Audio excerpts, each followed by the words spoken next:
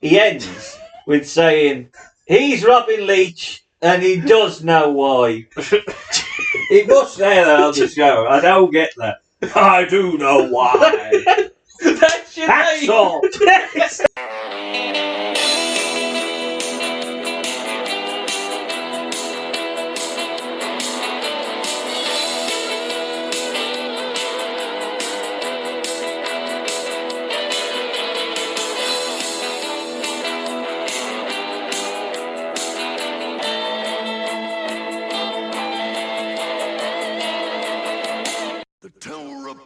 Too sweet to be sour, funky like a monkey. Ooh, yeah. Get down. Let me hear you say, oh, oh, oh, oh. Right, I'm going to do great. You good. Right. Hello and welcome back to the only wrestling podcast that exclusively rebooks, reviews and reimagines the worst of wrestling's past. We are Better Call Creative and as ever I am joined to my left, brought to the ring by Oliver Humperdinck. It's I think he is Oliver Humperdinck. It's Jack music. Hello. And brought to the on my right, brought by Frenchie Martin. Oh, Dino Bravo. Oh God, that's amazing. That is. Anyone who's ever played a wrestling game and they've ended up as Dino Bravo has always said that. That's why he's not been on, isn't he? I mean, that's the start, and it is the start. But it's Sam Chance. Hello, Sam. Hello. Bonjour. Yeah, I am your host, Ben Chance, and we are heading back to 1988 when wrestling was in a bit of a transitional period. There was a lot of boom going on, but there was a lot of beef hanging on the back of that bandwagon. Have you enjoyed checking out the times before steroids were checked? Oh, it was a different time. There was many a body type during this time. One was fat and the other was muscular. If you were tiny, no. If you're tiny, you might lose to a manager. Jack, have you enjoyed? Yeah, I did enjoy it. It's awful. I did enjoy it. Oh, it's awful, though, isn't it? It went quick. This is one of the quick. I watched it all straight through. It went quick for and you. It felt quick to me, probably because I was in another meeting at the same time. But that was 2 hours. I watched it in 2 sittings. I saw Jack in the middle of the sitting, and God, it dragged. I had to pause at one point, probably at the same point as you, I think. Yeah, because I there's paused 2 for minutes. There's 10 minutes just to regroup. I think this is because of some part I like, even though it's crap. Oh, it's just like, you know what? It's just my era. Yeah. Wrestling. Either the Ruthless Aggression era or this. Yeah, 1988. Yeah, you've had a 80s to lovely the run 90s. of Wrestlemania. So we're going back to the 27th of March, 1988. What do we think might have topped the UK charts in 1988? Was it Boy George? It was Aswad or Ashwad. Aswad! No, it's Don't Turn Around. Oh. Don't turn around, because you might see Andre Giant. no wonder. Aswad. Oh, I thought they were later than that song, but yeah. I think it sounds like a 90s. I think what his love was Howard anyway. Yeah, that was... Not Aswad. Well, 1988 in the 80s in America, who do you think was the top? Madonna. No, male star. Male. Cliff New Kids on the Block. Michael Jackson with Michael Ball. You've got to blame the man in the mirror. That's what you've got to blame. Hang on, he's on this. Is it? What? He's the man in the mirror. Oh, yeah. Pink. God, you was on about doing me forgetting the past. Bloody hell. No, you know how I've always mocked the Canadians for being really, really... Was it Celine Dion again? No, it wasn't this time. Friday. I was Rick rolling us all because it was Never Gonna Give You Up. Still? Rick Astley, which was released years before. I'm sure it was that one 1985. But the Aussies, they went full patriot. Was it the Osmonds? No, with Rob Barris. Kylie Minogue with I Should Be So Lucky. Which they should have done for Don Morocco. And Dino Bravo, and Mushroom, and Bam Bam. We got no chance. So yes, released 1 week from now in the cinemas was featuring Michael Keaton. Batman? No, No, that was 89. his other famous role where he plays a bit of a heel. Michael Keaton. Beetlejuice. Oh, yeah, that was 89. Never heard of it. Yeah, never heard of it. Oh, yeah. Pretty good. Yeah. The tiny He had a good couple of years. Like tarantula. It's the Banana Boat song, Yeah, it is. I think that went to #1, in the UK. He probably not did long after the film, which is After- amazing, isn't it? Really? Well, Yeah. I'm going to buy that now. But the music video that probably would have been that Well, clip that's from the true, yeah. film, really.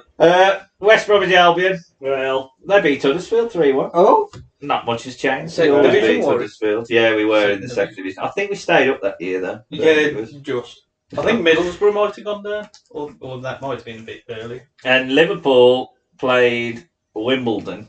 Oh, God, did we lose again? No, you beat them. Oh, You- thank I God. think, did you lose the cup to them in 87? So this would have probably been... No, it was 88, 87, Coventry beat Tottenham. Oh, so it was the FA Cup final. That was the match. You beat them in the league then, and you lost to them in the FA Cup final. Oh, Yeah, okay. about 3 or 4 weeks after. We're heading to Wrestlemania 4, and it's a heavy casino opening on the title sequence because we are at the Trump Well, this is the Plaza. same day as Clash of Champions, the first Yeah, day. it was. Yeah, I think it was WCW that came to program now this time. It's Yeah, normally because WWE that He program. did it with the first Survivor Series Yeah, to start. this was there. This was Yeah, there. check that. Well, they're doing it for the Rumble as well, the Rumble and the Bunkhouse. I can't Yeah. remember Because the who Bunkhouse came to was what, pay per though. view. I think it was the Rumble. that- Rumble was a free show, and he just said, "Oh, do the Rumble then," to Pat, give him the idea. So I think Bunkhouse was the pay per view, but that was in New York, and that's when they screwed up with the time of the Oh, I thing. We've love done that it anyway. podcast. That podcast, that's amazing. That show, isn't it? Really. It is. Anyway, so we're in the Trump Plaza and we see a very happy Mean Gene in the ring. He might have been on the sauce. He welcomes the crowd, and our singer of American the Beautiful is Gladys Knight. Big pull, to be fair. And she does do a very strong rendition of America the Beautiful. Nothing to... much better than Hardy. And I'll say about that. We immediately start to see... we immediately see the participants in the battle royal heading out. What I love about it, firstly, the trophy is fucking massive, and secondly, I love the referees working as ushers. Your heel, your face, it's like a bridal groom. you end up in the same ring. Amazing, I love that. And then they're all just standing together anyway. We are introduced to our commentary team, which is Gorilla and Jesse, which I think were the commentary team for most of the Most of the pay-per-views, and Vince and Jesse did the Saturday nights. Yeah. They talk us through the card, and in comes Bob Uecker, who's there to interrupt. He's so fucking red. Oh, I think he's been joining BG. In fairness to him, though, there's a lot worse than Bob Uecker in these. Right. He'd been at 3, hadn't he? And I think he understands what wrestling is. Yeah. Like, he don't take it too serious, and he don't, not give it any respect. He sort of treats it for what it is. Yeah, he's a good one. That's why he's in the Hall of Fame. Yeah, he is. Who inducted him? I think it was in from NBC, or Vince's mate. Yeah, Dick Ebersol. Him, yeah. When's he going to go? Oh, that's it recent. He'll go in, won't he? Weird. Dick Ebersol. Yeah. He's still alive, isn't he? I think he's still alive. Go for it, Dick. Go for it, Dick. Hey, that's why Vince got done in the first place. Right, So he had to grow a test as a disguise. Who's going to stand next to Triple H and whoever goes into the Hall of Fame with the ring? If they're not, because do you think they'll have Vince with their arm around him? Big card. I don't know. He's going to be Sean with his wonky eye. and his balding hair. So the participants in the Battle Royal are as follows: it's the Hart Foundation. It's the Young Stallions, which is Jim Powers. It's basically tag teams and anyone else who hasn't got a match. Sika, who is no longer in the tag team. Danny Davis, the Killer Bees, Bad News Brown, Sam Houston. He does a nice little rodeo thing. Get that gimmick over. The Rougeau brothers. I don't know why they're face. Ken Patera, Ron Bass, Junkyard Dog, the Bolsheviks, Hillbilly Jim, Harley Race. As soon as I saw Hillbilly Jim, I thought the smile coming across Jack's face. Harley Race, and our final participant is on the outside to start with and end with. It's George Steele. Immediately, Sam Houston is thrown out by Danny Davis and Seeker follows. So we get rid of them two. I mean, they've been paid. That's amazing, that, isn't it? Paid, thrown out. I'm off. Jesse's not happy with George Steele on the outside. Bob Hooker's mic goes quiet for a bit. I do love the spot where George just pulls Anvil out by his beard and then just sort of barks. I'm keen on the attire though, with the black pants bit with the pink leggings for the Art Foundation. It just looks weird. Is he black? Yeah, it was like a black singlet, but they had like black pants there, and then it was pink tights. It just looked a bit strange. Yeah. B. Brian Blair is knocked out by Jacques, who's then dumped out by Jim Brunzel, and he knocks his own partner out as well. So it's like we got rid of all the Killer Bees and Ray Rougeau. But they never, as far as I'm aware, that doesn't lead to a feud. But like, it does feel a bit heelish. But again, I suppose, why do I care about this match when WWE don't?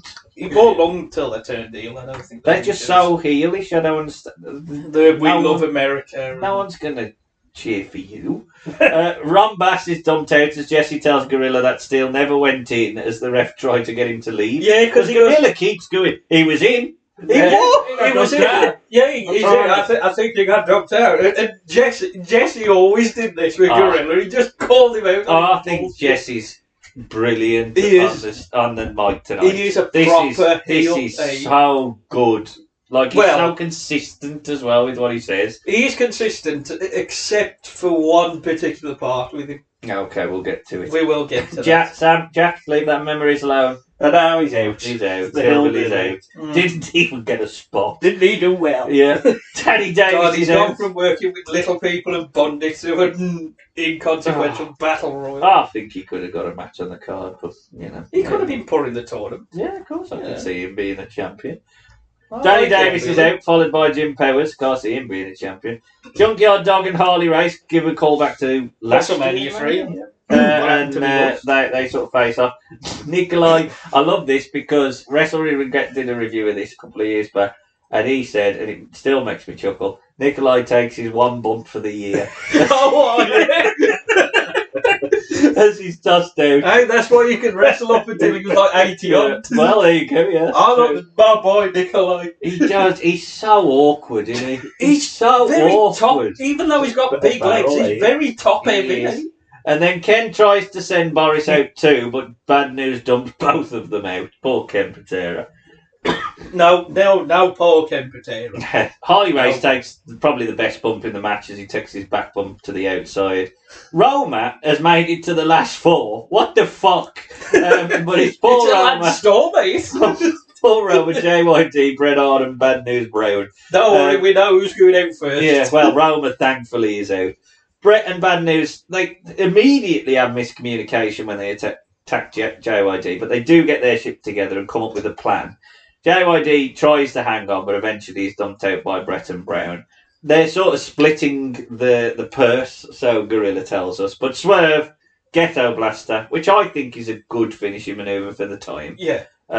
Lays out Bret. Pearl Harbor job.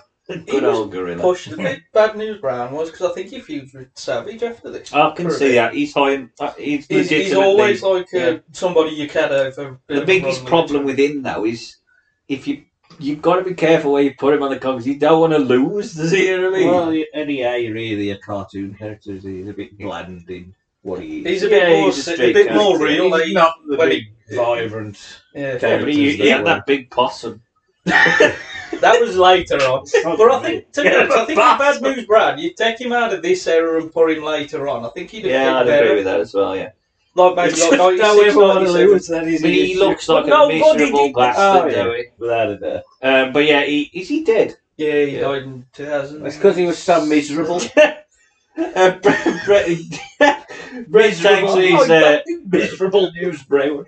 Brett takes his running corner chest bump and then he's thrown out. Bad News Brown wins it. Brett ain't having none of that. He drop kicks Bad News Brown out, smashes the trophy.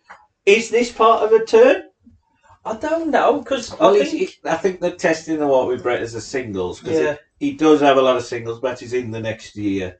Yeah, But as a face, they're or still heel? a team. No, still as a heel, but I think they're testing the waters. yeah, he did it the year after with Perfect, and then back in the tag. It was basically, we want to push Brett, but then we've got Anvil, so we need something to do. Someone needs to look Well, he's at got it. Someone needs to look at. That's why when Brett finally got his push, they had Owen, so they said, "You look after him." Yeah.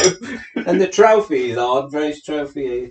I think it is. Yeah, Because when they do the recap after, it is the same bloody trophy that they did Andre. So, Bad News Brown won it for being undefeated for 15 years. I mean, It held up better than the Saudi Arabia trophy. yeah, well, that's true. Thoughts on the Battle Royal opener, Jack? It's just a way to get everyone on the card, a payday, which I'm is sure what they there's did. one or two that But they and Bad News winning, I ain't got a problem with.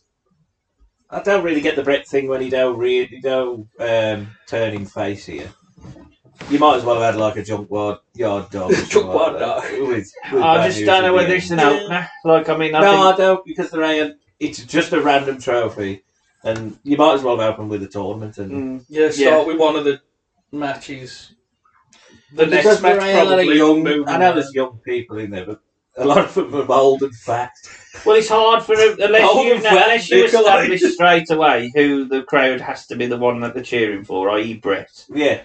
which you, Which you can't or probably see. Junkyard Dog. Then it's difficult because you've got loads of faces. Dog's been there a while. Yeah, he's and on then the he last was the big. He was the big face. face. I did quite like the ending. Hillbilly. Yeah, but it was probably as creative a finish as you're going to have for a battle royal. Yeah, I mean, you could have had it where he goes to hit Junkyard, he ducks, he hits Brett, and Brett goes out. Because having two heels together and then one turns on the other, you kind of turning the other one babyface. But if you ain't got any plan for him to be babyface, it's unnecessary. Well, I think the thing was they wanted It's a a heel reason winning, to have the so- battle royal, so they had a trophy. I don't mind But an they heel didn't winning want it. Bad News to carry around a trophy, Trophy, so they had to yeah. have somebody smash it up. I suppose this ain't the era where you gave away title shots and stuff in battle No, royals. it didn't. But it was sort of like when WF did the subtle, where it's like, okay, he is going to fight the champ later. Yeah, On the I house think shows, obviously. Gorilla said that actually, that this will bump him up the card. Yeah. So yeah. Bob Uecker. Hang on. Thank you. I keep calling him Uecker. Bob Uecker. Bob Mr. Baseball, or is that Mr. Baseball. Yeah. That's it? Because he did the commentary for it, though.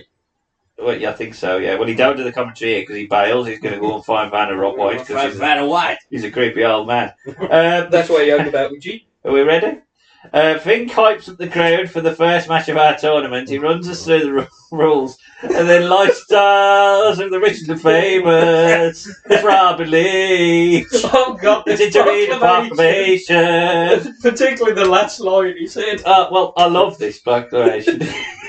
Fucking things. Whereas the World Wrestling Federation has experienced certain extraordinary circumstances concerning the WWF Championship, and whereas the World Wrestling Federation sought to establish a fair and just way to diligently determine who should be the undisputed WWF champion, and whereas Wrestlemania 4 has been selected as the specific site to determine who will be the undisputed champion by way of an elimination championship tournament, and whereas the top 14 competitors in the World Wrestling Federation have been selected and paired and are present and in readiness to compete, I now proclaim that the championship tournament should begin. With champagne wishes and caviar dreams, may the best man win. I'm Robin Leach, and I do know why. What a strange thing. I haven't written it He's all. British, ain't But he? Yeah. But basically he says, whereas this is, and he and then he said, whereas this is a world title match, and whereas this is 16 of the greatest. I couldn't understand it. It's just whereas this is, and basically says it's open. But then he ends with saying, he's Robin Leach, and he does know why. He must say that on the show. I don't get that. I do know why. That's your That's name. all. So that's what Gorilla immediately goes, it's Hacksaw Jim Duggan! I'm Robin Leach, and I know why. It is You a know strange what? thing. That confused when I heard that. I think I had to It's put like- myself on mute. I mean, I have the era, but I can't believe he was a big pull, you know. He did He's have a not lot of the- wrestlers on the show. I think Did Ted. Oh, That that's did why the thing then. with Ted in Vince's thing, so it was very kayfabe. They had Savage, they had Jesse Ventura. I think Mr. Perfect. They did have a lot of It's like the Oh, Arsenio Hall show. It's Oh, probably that was very WWF friendly. It does feel a bit like we used to get Ali, and then we got Well, even Robin if- Leach. I know If you're why. gonna, I don't mind, having celebrities at No, WrestleMania. I know That's what you happened. But I don't get the Are they making it proclamation. like it's a Like a big gladiatorial thing? gladiatorial tour. Yes. But it doesn't It feel was like the first time I think the main belt had been vacated, so they had to do something like this. And they said it was the first tournament they've had in WWF. No, it wasn't. No, because your first pay-per-view was the Wrestling Tournament, Classic. Anyway, Jesse fills in the WWF audience on how tournaments work. But this went, they said, let's go do think for the rules, and Fink had already Just read read the the rules, rules. yeah. Grella tells us about time limits. Andre and Virgil are out with Ted as he walks down the stairs. I mean, what do you think about the stairs and the Mania set? I quite like it. don't mind it. Yeah, I like It's it. different. Yeah. I don't mind it. I don't mind, the yellow and the, I mean, the it's- stairs. And It's I mean, so can't good work they're now. doing it. giving on. I don't know whether giving on the first visual of Andre away in this match. Early on. Yeah, I think you could have just wait. used Virgil for what they do. Mm. Yeah, especially Yeah, I agree. especially with what they do. Yeah, you're right. I mean, What Ted, they do I is do like- love this version of Ted. I know, obviously, the classic He version is hadn't the long black come and in, gold, had he? but I quite like the white The and pink. white suit. Yeah, the the white white and pink, suits that and one. the white- That was his first one, and Yeah. he come in just straight away. Well, You both are of the these top come of it. in together, don't they? Pretty much. Yeah, Hacksaw that and was, Ted. So there's an Yeah. atomic drop to start us off, and Ted is sent to the outside. Ted can't get any offense in as he's clotheslined down and eats 10 in the corner. There's a big boot to the face to slow down Duggan, though, and a clothesline coming out of the corner. There's a Brett rope axe handle as Ted gets a 2. Hacksaw does a sunset flip, which completely surprises Jesse Ventura. Oh my god, he didn't move! My God. Ted's knee, he knees Hacksaw. Ted's knee? Well, Ted knees Hacksaw to the breadbasket, which is a gorilla euphemism, isn't it? Oh, he has to repeat one of them. The head thing. I couldn't even spell it. It's Put it in there. Brothers. Don't know what it was. Yeah, he goes, the back of the neck. Why don't you say that, gorilla? Anyway, carry on. Duggan suplexes Ted down, and then he rallies to hit a clothesline and scoot slam. He sets up the 3-point stance, stupidly right by Andre, who grabs his leg. Knee to the back of Duggan, and at the same time, we're supposed to see Andre thump him as well. But Duggan's arse was in the way. Yeah, but Duggan's big arse was in the way. Ted drops his fist drop and covers Duggan for the win. Somewhere Bill Watts was thinking, this was my main event. Yeah, thrown this away. But Duggan did win the Rumble. Yeah, this so- was my main event, and now this bloke's chewing his tongue. Jack, thoughts on the match? I mean, yeah, fine. I don't expect anything brilliant, and I didn't get that. I think just leave it there. The Andre's probably could have been shot better, Yeah. I would say, so we can get the visual Andre punched him. Yeah. Because it doesn't feel a bit like Ted Yeah. just kneed him and did his fist. Yeah, drop, I think that that's was it. where, again, having Ventura is good, because during the replay, he goes, I only needed in the kid business. But it was No, two no. strong characters. The crowd cared about them both. I think And I I thought get, it was I do okay. get it, but I think you've got to. We know who there's two faces that go through into the next round. Yeah, I know. He should. He should have been the one that fights He him should have later another, yeah. in the next round, because then you could have given him a win. Because the one that they give a win in a minute or two doesn't. It's Yeah, just he's over. It's just there's no need. And Duggan has just come out. I know the Rumble isn't a big thing, but he But has still won a won 20 the man main battle event of. In a sense, yeah, Of of a a big big show. It was show. sort of like the Saturday night, another Saturday night's main event, in a way. Yeah. And I think, maybe it strengthens Ted, but because they've had to do all this sort of outside interference and stuff, I think you've played that card. You know what I mean? You've played it really early in this tournament. to the point that the next match you can't play that card again, and they sort of move everything away, didn't they? I think the brackets when they first announced them and showed them on telly was completely different. Yeah, because it would have looked like Savage.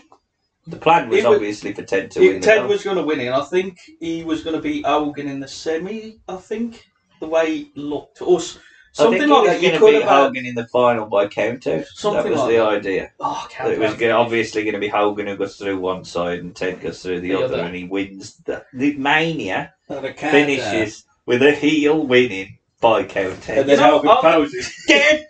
You know what? I wouldn't mind seeing that. Well, you've got the ability. No, I haven't done it. You got the pencil later. I have completely shrunk a lot of it. But, I thought it wasn't a bad match, and Ted worked well, and I think Ted and Axel kind of worked well together, probably because they've wrestled so many times. They got tuxedos and cages and a pole in the same match. Not yet, anyway. It's a tournament match, Yeah, exactly. You'll probably say that a lot tonight. I think there's one or two that are actually better than tournament matches. One or two that are a lot worse as well. Anyway, coming up next. Bloody hell, that was quick. Me and Gene admiring Brutus's. Brutus the Barber Beefcake. Please. You've already given me my haircut. Brutus the Barber. Take a look at this. Brutus, this is incredible. What a package. Where do you buy these clothes? Where do you get something like this? What is that, fishnet? You don't get these down on the boardwalk, brother. It's beefcake. It's Brutus the Barber Beefcake. And I know you won't forget that honky-tonk, man. You'll never forget that. After tonight's all over with and done, I will be the new champion. What about Jimmy Hart, the mouth of the South, manager for the Intercontinental Champion? He has interjected himself into one of the Honky Tonk Man's matches more than once. Yeah, he's interjected himself, and I've got the fine steel blade honed to the sharpest edge. And it's ready and waiting for Jimmy Hart if he was to get in the way of these blades. Snip, snip, snip. A little off the side, a little off the top. You never know. It could happen to you. Doc. What a package! What a package! That's great. You want to give me my haircut? He's already more over than you. Makes me laugh though is the fact that Brutus just goes, "It's beefcake." What the fuck are you on? He ain't very good. He tells Honky that he won't forget tonight. Snip, snip. For Jimmy Hart. I mean, cocaine's a hell of a drug, isn't it? I think like the feud was with Jimmy Hart. Yeah, I think it was. It was that spin out of. But then again, he ends up feuding with Rob Bass by the middle of the year. So wrestling. I think there's a certain person with paint on his face that takes your spot. Frenchie Martin is out with Canada's strongest man. Well, that's the thing. As the most dubbed theme I've ever heard in my life, Don Morocco's theme. No, because it was Jesus Christ Superstar, because it was Billy Graham's theme. He came out to Jesus Christ Superstar. Billy Graham did, yeah? Yeah, no, back in the day. But Don did because Billy Graham gave him his theme and his tie-dye. Yeah, that was what he gave him. Donny's ability. But he's got a stick. And I love the fact there is like... Because he was meant to be in Survivor Series, Billy Graham on Hogan's team.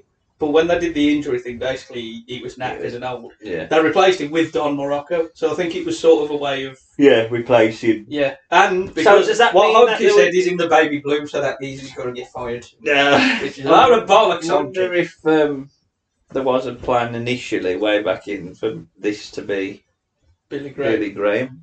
It could have been. Which might explain why Don got so far in the tournament. Anyway, so far. Don is called The Rock, which is amazing. The Rock. The Rock is the third Rock, because Ole Anderson was called The Rock and all. Fuck me, what a rock that is. In a different universe.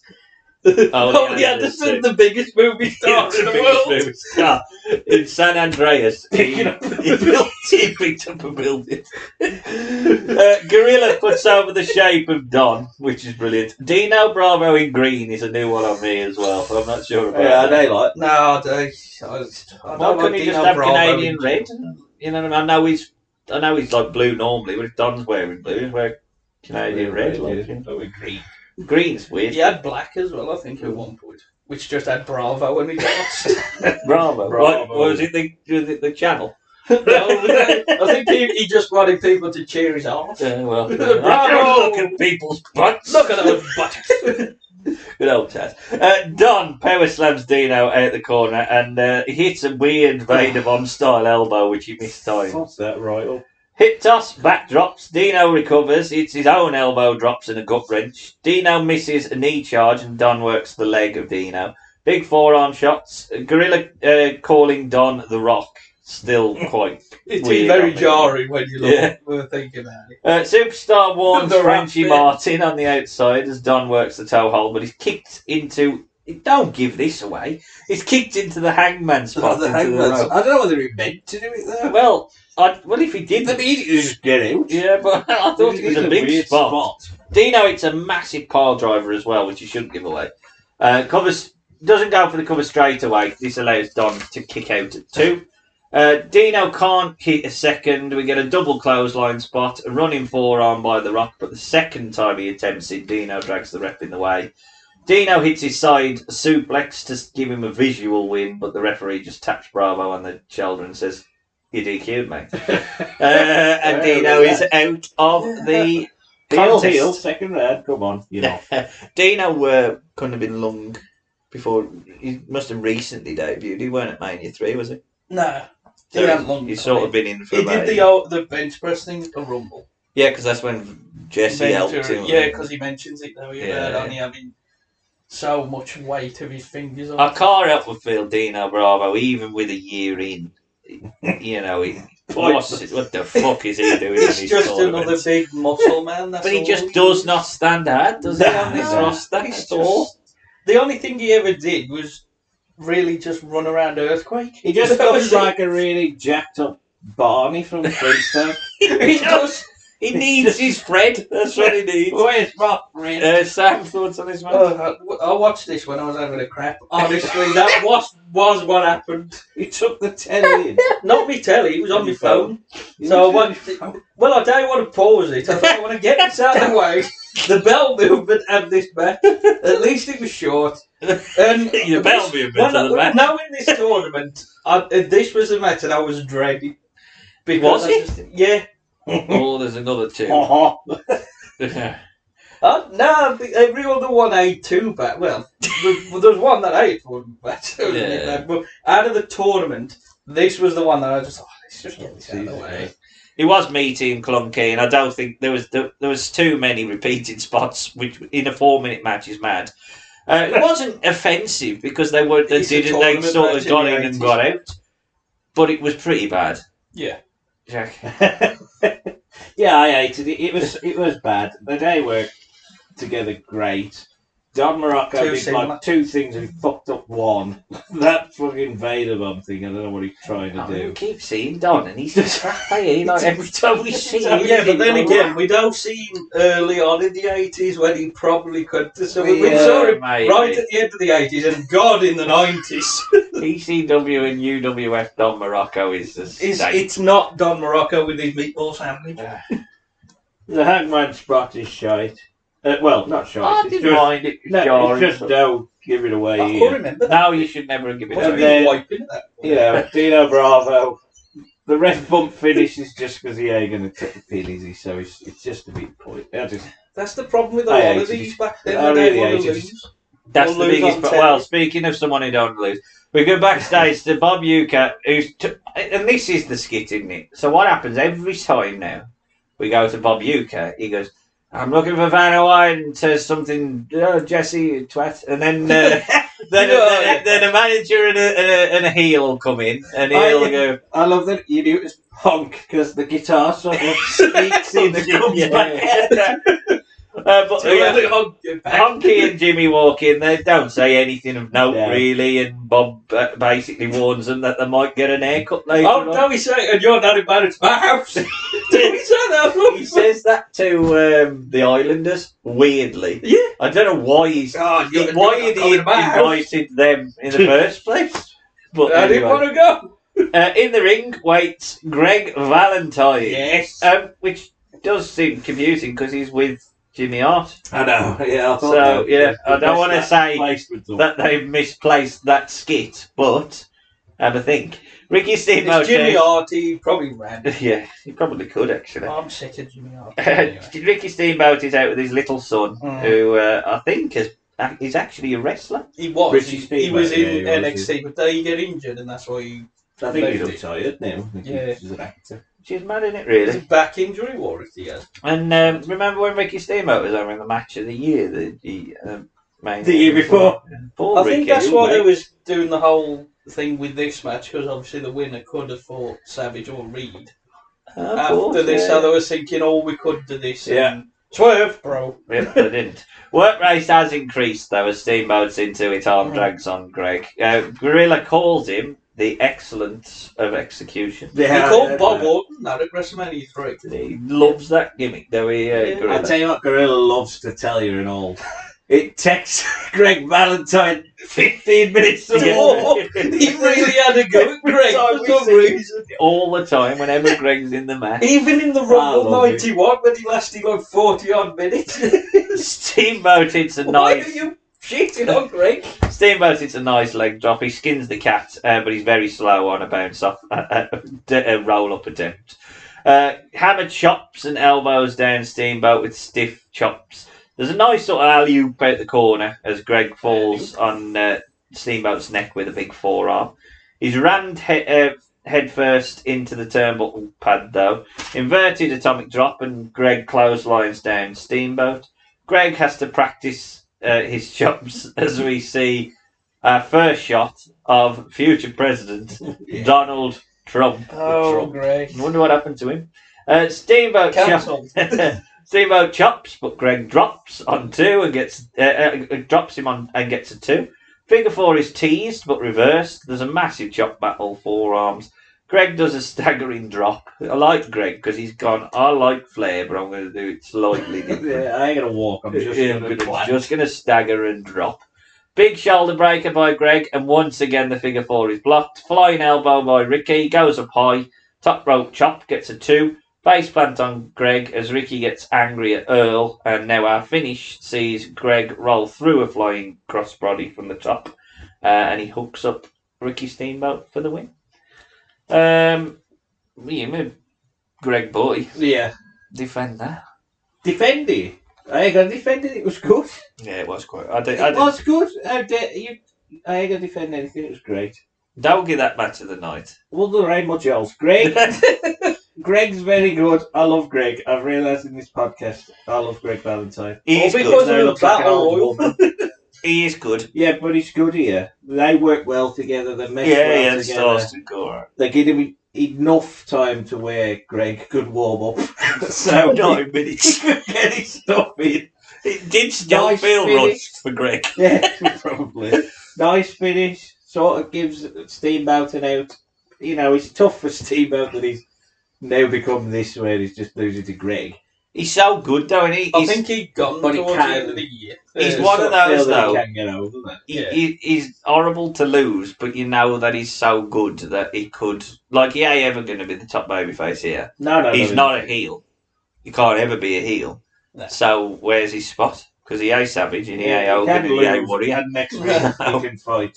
and he ain't Jake. He So can fight a bloke who's He's upper mid card and you'd still believe it. So that wouldn't matter. But I really enjoyed. yeah, I thought it was good. Check this out. I really liked the match as well. It was a nice surprise, shall we say, considering it's the 80s and the tournament, and you know, these are more right. And Greg is underrated. Really, Oh when God, you think about he's it. really underrated. He knows what he's doing. We will remember that though, because we'll be doing the Heroes of Wrestling next year, and then we Yeah, might but even that's- do Bloody Mania. So Yes, Bloody Man is really Bloody Mania, Greg.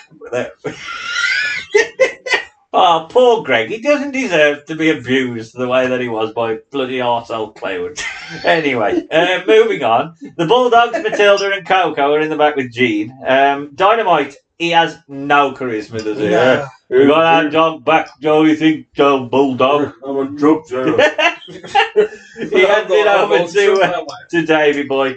He calls Matilda the only weasel hunting dog that there is. Basically, he's getting ready to take a bite out of Heenan. Coco just Yeah, he does his sniff.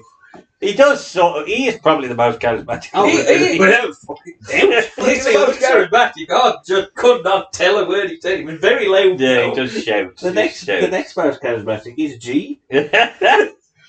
Butch Reed. No, I was going to say Frank Gilmore. Yeah. No, I think the parrot or the car is Bob.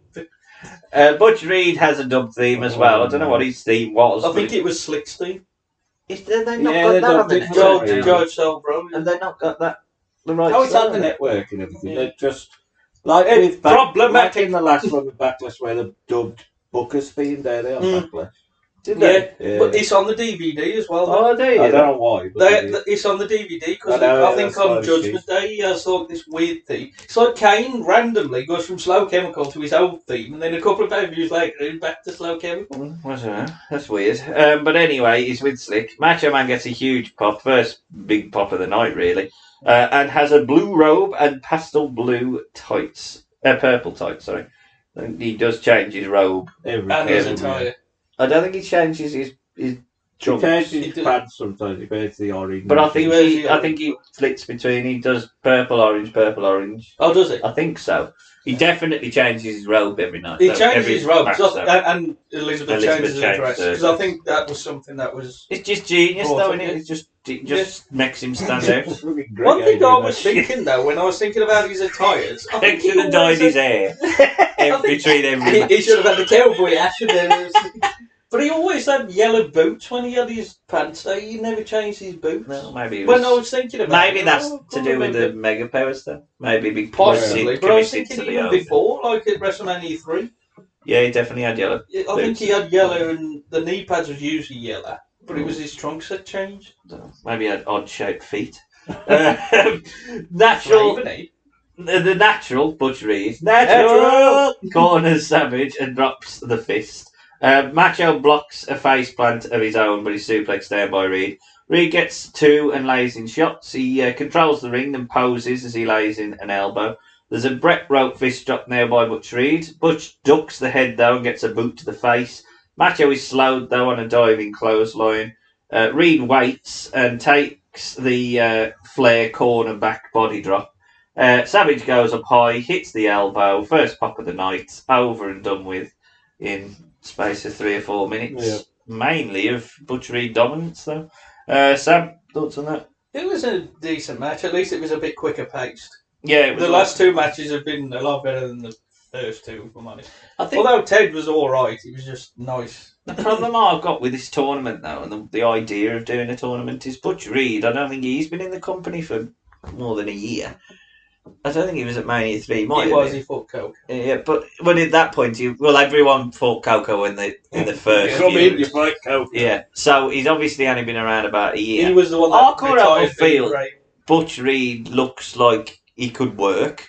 He's got a He always he's got a was. He was unique somebody- sort of look. Well, he was the one that apparently was meant to be Inter instead of Honky. So But he just never turned up. oh well, that probably is why. Then.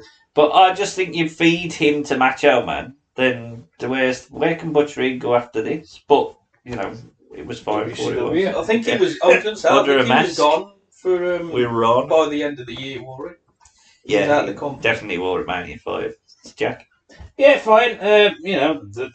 They have to do anything spectacular, but they really mess anything up, and it showed Savage as the plucky underdog who got a win against the dominant heel, so it served its purpose. Yeah, I mean he's a face, and so he can't ever dominate a match. No. But if he was ever going to dominate a match, it should have been here. More Yuka in the back. Bobby Heenan saves the spot by interrupting him. Bob Yuka warns Bobby that Matilda is here to take a bite out of him. But Heenan goes, fuck off. Stupid fucker. They move on, and that's when he says, "Don't you come round my house, you bastard!" Day up your own. Good old Heenan. Slick might as well have just gone out there because he's out now with one man gang. Now, who decided Bam Bam would have that teeth? It's so I actually don't know if this is dubbed or No, that's real. It's For real. some reason, everybody had like a jazzy sort of thing. The thing I've got to say though is, thank God Umper didn't wear a shirt.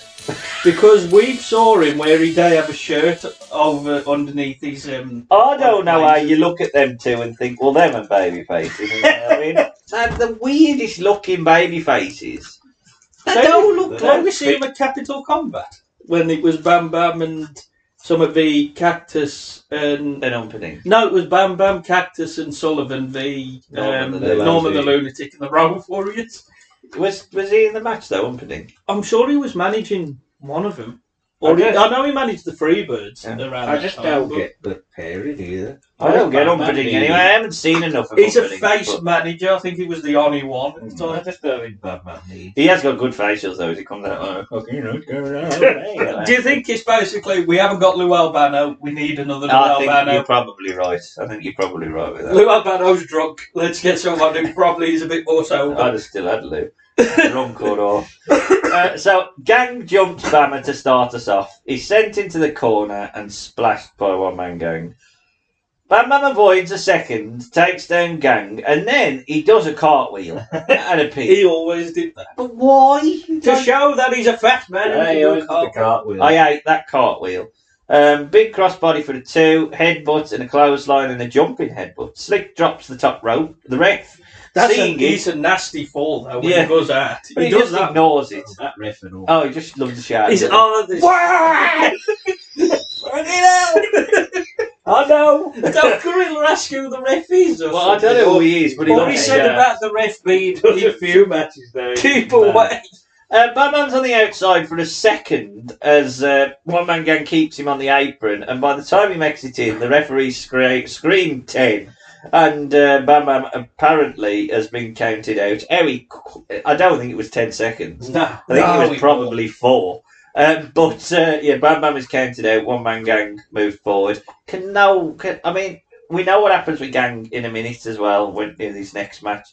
Why can't people just lose or win? Why couldn't you just give him Coco? If you've got don't feed Bam Bam to him. If you're just going to put Gang in it, I think Bam Bam leaves soon. After this, well, if that's the case, then if they half know that, then just fucking give Bam Bam the loss. Like, it don't matter. Yes, he ain't very good, and the fact that even the way they do the cards out is shit because he's on the apron. I thought Bam Bam looked stupid. Like, It was stupid awful. fucking. And then afterwards, he does a cartwheel. He's just been like a woo. pose. I hated it. I hate Bam Bam. The more I watch Bam Bam as well, I'm struggling to remember too many good matches that we've seen. Yeah, we do watch the shit. Yeah. No, but not because of Bam Bam. No, if he's shit when we're watching the shit. He was, the wall. Yeah, but we watch that because we thought, we must watch a really bad Bam Bam. And then we watched a really bad Bam Bam. I know what you mean. We didn't watch Wrestlemania 4 because we thought we got to watch a bad Bam Bam match. Well, but then it's the worst match. Doing this podcast does kind of take the rose-tinted glasses off a lot of the wrestlers. I think just Bam Bam's got to be, because he was the match of the night when he fought Tatanka at Royal Rumble 94 though. So I think if he's got the right part. Excuse me. Well, how dare you? What would you give it? Oh no, of course it was Brett and Brett. No, he'd be the Quebecers when he kicked his leg out of his leg. But it was still a good match to Tatanka Bam Bam. Well, it shouldn't have been Bam Bam. It should have been Ludwig. That was who he replaced. Forgot the word. Thoughts on the match? Shit. Oh, it was awful. Absolutely terrible. And they only had 2 minutes. This was the opposite to the meat. This is the pork. Yeah. Of the thing, the fat men. Fucking off pork. And I love One Man Gang. I like One Man Gang's a better character. He does. Yeah. I wish they'd have played up the fact that both of these had head tattoos, even if I assume one was fake. No, I think he does have. Real. He's got the 2 skulls. That's why he had the mohawk, and then they don't mesh though. I mean, this is like the same style. I mean, Bam Bam's a bit more, a lot more athletic than One Man Gang, but they don't mesh. Even like because the splashes don't have as much impact when it's done on a big chunky bloke. They were splash. Yeah. But again, this was the style of the time. Now it's like, let's see this fat man against this other fat man. Let's see this in the cage of death. It's like the Morocco Bro. Yeah, no, I get you. It was just what it was at the time. Fee 5 All right, over the last couple of months, it has been very difficult for me to introduce this man without using World Wrestling Federation champion Hulk Hogan here at WrestleMania 4 this afternoon. You've got the opportunity to change that. Oh, yeah, it's been hard to live with, man. Fee, fi, fo, fum, Andre. One long year, and your time has come, man. No marks, no scars, no blemishes on the Hulkster, brother. But inside, man, I've been scarred for one long year. Everywhere I go, man, all the little Hulksters ask me, is there any truth to the fact that there was a controversial count? Hulkster, did you really get him over your head? Did you really beat the Giants? Well, today, man, in WrestleMania 4, we're going to wipe all that controversy out. Andre the Giant, in the second round, when you're fresh as a daisy, with the whole world watching, I'm going to prove, brother, that I can beat you anywhere, anytime. And all my Hulkamaniacs, they're going to feel it, too. Speaking of the Hulkamaniacs, Hulk Hogan, we have seen him here at Atlantic City, and I know millions others are watching very intently all around the world. But if you looked in their eyes, man, have you seen the fear in all those little Hulksters? They realize that when I get Andre the Giant cinched up in the launch position, when I slam him through the Trump Plaza, brother, from New York down to Tampa, Florida, the fault line is gonna break off. And as Andre the Giant falls into the ocean, as my next two opponents fall to the ocean floor and I pin them, so will Donald Trump and all the Hulkamaniacs. But as Donald Trump hangs onto the top of the Trump Plaza with his family under his other arm, as they sink to the bottom of the sea, thank God Donald Trump's a Hulkamaniac. He'll know enough to let go of his materialistic possessions, hang on to the wife and kids, dog paddle with his life all the way to safety. But Donald, if something happens, you run out of gas, and all those little Hulkamaniacs run out of gas, just hang on to the largest back in the world, and I'll dog paddle us, backstroke all of us to safety. Oh, and thank you, Hulk Hogan. Let's get back to action. Wow. Oh, fun. Oh, I smell the blood of Hulk Hogan. Yeah, Hulk Hogan's out to do a promo on a lot of drugs. He basically starts off by, referencing Andre the Giant being a giant, fee-fi-fo from. He said he's been scarred for a year. Don't know why. You won the fucking match. He promises to sort out the controversy tonight as he proves he can beat him. He says that he can see the fear in the Hulkamaniac's eyes because they know that when he slams Andre from New York to Florida, there will be a fault line. There'll be a crack in the fault line, and Andre will drop into the ocean. And he's next to opponents. As will all, and he's next to opponents, and all the Hulkamania. So he's got to kill And Donald Trump. But Donald Trump, he'll hold on to the Trump Plaza and with his wife and hold kids. on to his family. But Donald Trump, being the good man of character that he is, he will let go of his mortal possessions and he'll dog paddle to safety with his family. But if Donald, but Donald, that's the best bit. Yeah. But Donald, if he has any trouble, he should just jump on Hogan's back. Largest back, not just Hogan's back, the largest back in the world, brother. I think Andre's got you beat there, mate. Hogan will dog paddle and backstroke them to safety, and then he literally backstrokes out. Hang on, if you're molding onto his back and he backstrokes, you're under the water, so technically you're drowning him. Oh, I think you're probably thinking about this too much. That's the only bit that you. There's a lot. There's a lot. This is one of his favourite promos. There's a lot of white lines, and I think now, with hindsight, with Donald Trump, why were Hogan his vice president? Oh, God. I wish them two had worked together. Oh, God. Can you imagine Boris Johnson in the middle of it? He'd have thought out Kim Jong-un. He'd bloody dropped the leg. Oh, I'm going to beat the I'm going to ask you. I haven't asked you massive thoughts on the promos. But that.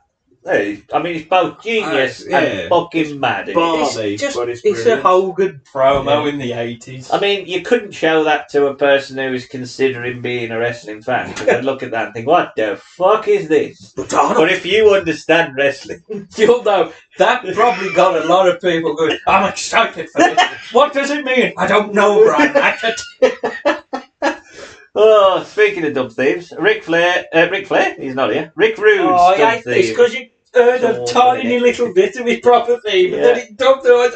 But it's the stripper 8. It's not. His theme was the stripper. Well, it was it was like WE's version. But I don't know why they not got the rights for that. Yeah, that's what I don't get. It's like the Hillbilly Jim's theme. And I do love it, the fact that he cuts his normal sort of promo, but he stumbles on the end saying the odds are in his favourite, which was a nice Bip. Jake gets a nice pop. I don't know why they're throwing this away in a tournament match, because this is a feud going into it. It feels like this should be Cheryl Roberts. It should have replaced. But I think this should have been a blown off feud. Yeah. This goes on forever. This is all year. Christ. Jake suckers in Rude to be planted on his face. There's vicious slams by Rude. Jake in red. Nah. No, some of the gear tonight's a bit off, like, for that reason. I did like Rude's gear, but not Jake's. Yeah. Vicious slams by Rude, but he eats a few of his own from Jake. There's nice acting from Rude being in the corner with Damien, and he sort of scrambles away. Every heel is afraid of snakes. Everyone's cool. Jake works the arm of Rude, who eventually breaks the hold, but works into a high knee spot. Jake signals for the DDT, but Rude drops out just in time. We get the crisscross of every Mania should have a crisscross into a slam by Jake, but the next high knee is missed. Rude presses L2, does his taunt as Heenan. Oh, I thought you said Rude Brett. What's Brett done? No, he ain't there anymore. He's gone. He's in the shower. Oh. He taunts as Heenan bemoans the slow count from the referee.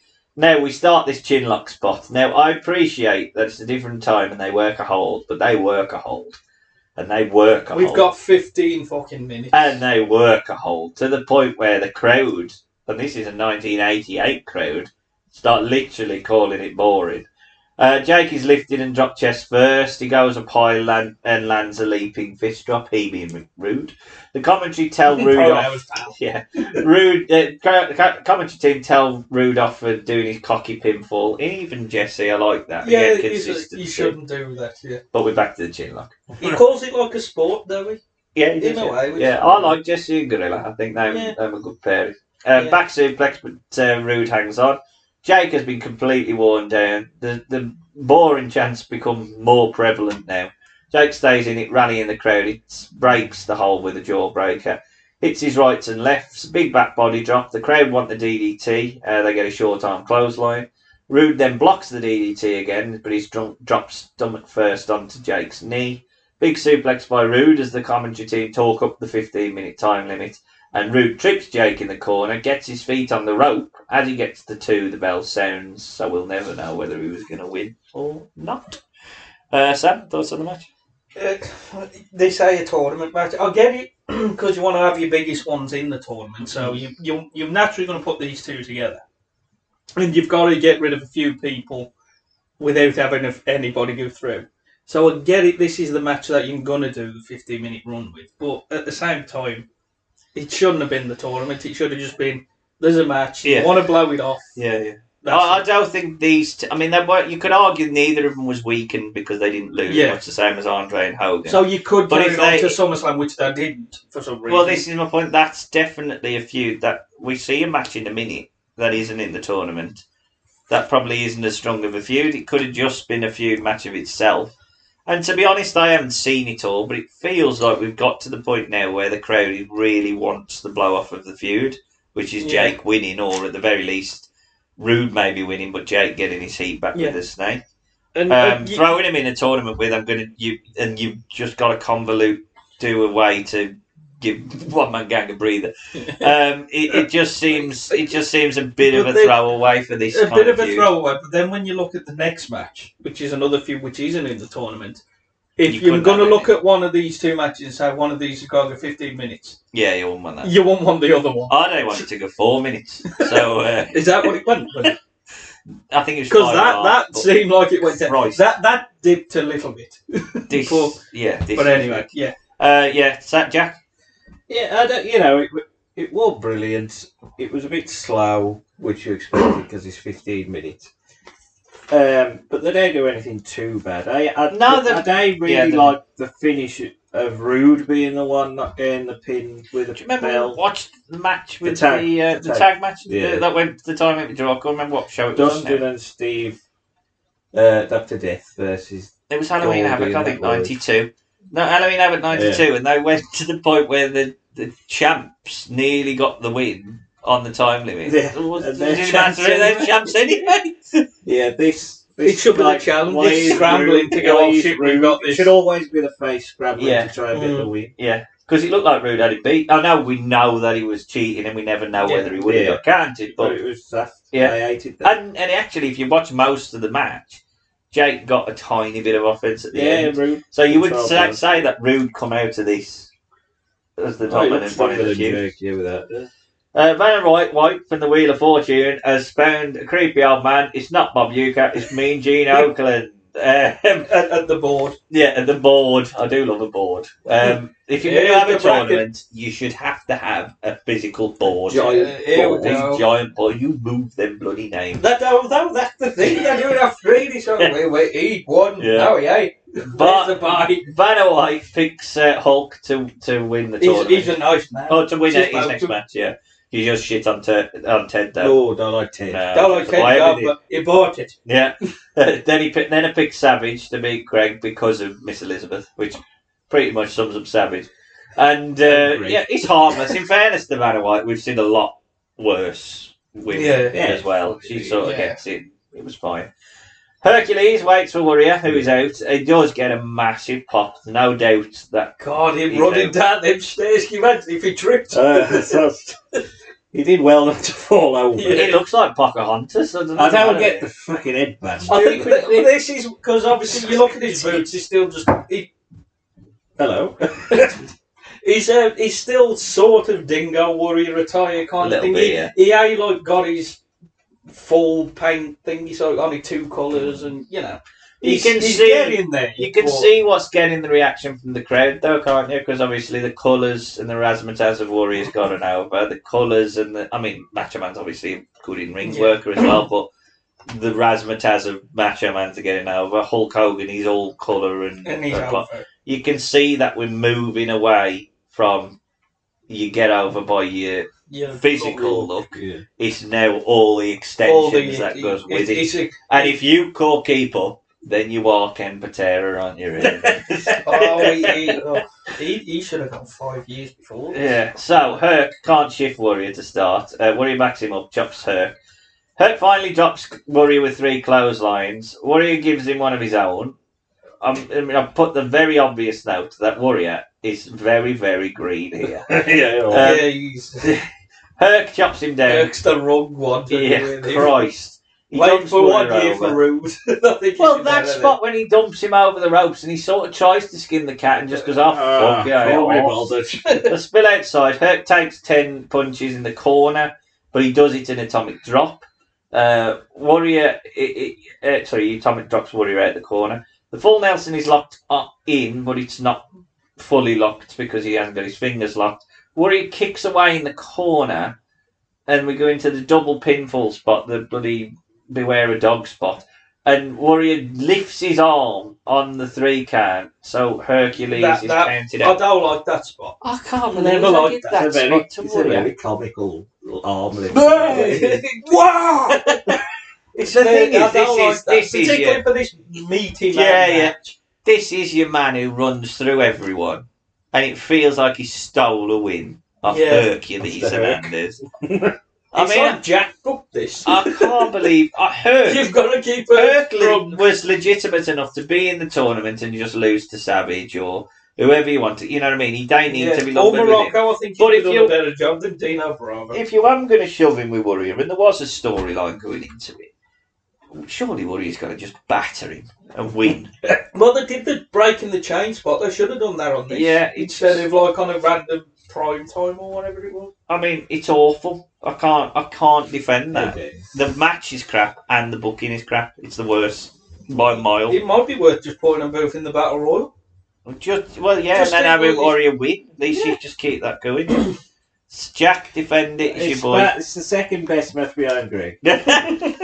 Nice shite. It's just bad. It's clunky. It's a product. Warrior needs somebody who's very good to work with, and Herc isn't very good. No. He's barely good. They fuck up a lot, and they make Warrior look worse with a bandana and, like you say, stealing a win. And then he does swing a chain. So at the end, I think I will say though, a little bit that could save this. At least it was 88 Herc and not 92 Herc. Oh God, that would have been a gas tank, wouldn't it? We get a nice recap of the huge feud that's been going on, which is basically, this is all we've got for Mania 4. It's Andre and Hogan. We had it last year, but we'll do it again. It's a bit weird though when you look at it. When you look at 2 years later, you've got Warrior and Hogan. Who are the two champs going in the biggest match, and yet here they're middle of the card, they're back to back. Yeah, it's true. It's Actually, kind of a bit strange when you look at where they am there to where they am there. Hogan don't really move. No, but Warrior, Hogan's still the main event. He's still the main event, even there. Mr. DiBiase, I will tell you one thing. I will deliver that belt, the World Wrestling Federation, and I will enjoy it. Anyway, the best bit of the package is Andre calling the belt the World Federation belt. Wrestling Federation. I'm surprised did they call it the tag team champ? No, he did. They dubbed that. I can't remember. He goes, tag team. It was a different program. Oh, was it? I know he definitely called it the tag champs. The one. Who's going to tell Andre you've got to go out there and reshoot it? I ain't doing it. We'll make do. Not at this point. He'll just sit on you. Andre's out slowly. I'd rather get drinking. I don't think you'd keep up. Andre's out. Well, you might. You'd be paid for it. Andre is out slowly with Ted and Virgil. Hulk, without a doubt, gets the biggest pop by a million miles. You could tell it's him and then Savage. You definitely could tell Savage, these are the tap. Savage is the one that's as close to Hulk as anyone is. Yeah. But he's still a miles bigger draw. It is Savage. a miles bigger. Andre attacks Hulk to start us off. There's massive rights and headbutts. Whatever you say about Andre, he looks legitimate because he looks like he's clobbering you with a big old fucking meaty hand. Hulk clocks Andre with a few forearms. Ted is dealt with. Double noggin knocking. Andre takes his rope spot and Hulk poses and rips his shirt. Does get a massive pop. I honestly thought, I kind of remember the match, but at the time watching it, I thought, is he going to wrestle the whole match with his shirt and his bandana still on? Well, I thought Andre I'm not going to win, so I'm not going to get undressed, brother. I thought Andre was going to wrestle the whole match just sitting down. You haven't seen that in the cage match with Kamala. His coordination is going. He drops after a few running shots. He reverses Hogan's elbow into a choke. That's when he's like, I can't get up. I'm just going to choke. Right. He does then sit on Hulk and That's a pot. That's like a ooh, because it's just arses in. To be honest, though, would you want to be under that big arse? Fuck, it would not. No, he locks in his nerve hold after a few chokeholds. Hogan survives his arm drop on the second, breaks the hold. Hulk clotheslines and teases the slam. Teddy's in to crack Hulk with a chair behind the ref's back, I should say. Chairs, eh? Both men use the chairs on each other. I mean, Hogan Joey ignores the fact that Hogan does it first. But both men do it at the very least. Probably like Jesse Ventura goes, right, that was a DQ? Yeah. Oh, great, one! Yeah. But yeah, he does DQ both men. He chases off Virgil and Ted, and Virgil is sacrificed with a suplex on the aisle. You're done for the night. That's what Yo did. Yeah. Hulk gives the crowd what they came for, which is slamming Andre and... I can't remember him slamming him. 4 minutes. 4 minutes his post was. Yeah. 4 minutes. It's longer than some of the matches. But that sells more. Yeah, it does. I can't argue with him doing it. Donald Trump was doing it. Yeah. And then he thought, I'm going to run for president. It was Hulk's fault. The one thing I'll say is if you've only if he slammed Andre, did the fault line break? Yeah, that's a good point. Did he dog paddle all the way to safety? And when you dog paddling too, if the fault line broke off, surely the bit that broke off is floating away to space. Too quick for me. The story was this. The whole pay-per-view was built around this. So I appreciate Andre's limited, but it still needs to be longer. It just needs to build to it better. But you can't fail with Hulk Hogan. At this point, I don't care who Hulk Hogan is programmed with, it will get a pop. That's why everybody said at the time, they said you just wanted to see if your name was against Hogan because you knew your money would get bumped up. You know, and or even just on the shows he was on. It kind of makes sense. I mean, realistically, if I'm being really honest with my rebooking, I would never have took the belt off Hogan. But obviously, you have to factor in keeping everything fresh. You have to factor in no holds barred and all that sort of stuff. But the truth is, Hogan is so over. What's the same as Roman Reigns now?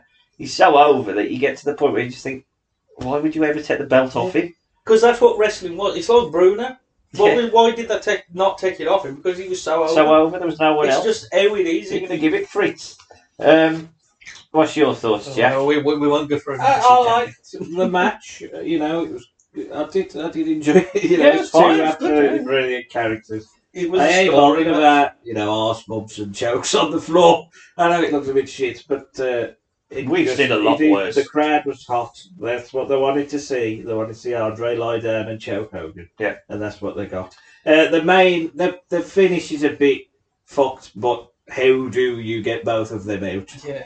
In a double DQ. I don't really unless mind you the do a Q. double counter. Yeah, it's just the fact that somebody's got to do it first. So I wish it was Andre who'd have done it first, purely on the basis that we're supposed to sell that Andre knew he was going to do this anyway to get through.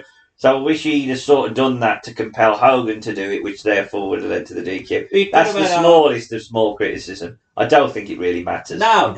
And no one give a shit. You could have just done Andre drags him out. They both get carried out, and then Andre's happy. I think that's the best way to do it. Not a DQ count out would have been better for this. I just think though, when you've watched some really inconsequential tournament matches, which don't really matter, you've got to the point where you've lost what could have been another 5 minutes of Hogan selling and really building it. I don't think you've done Andre any favours, because the mystique that he had in WrestleMania 3 when he was like, how's he going to beat him?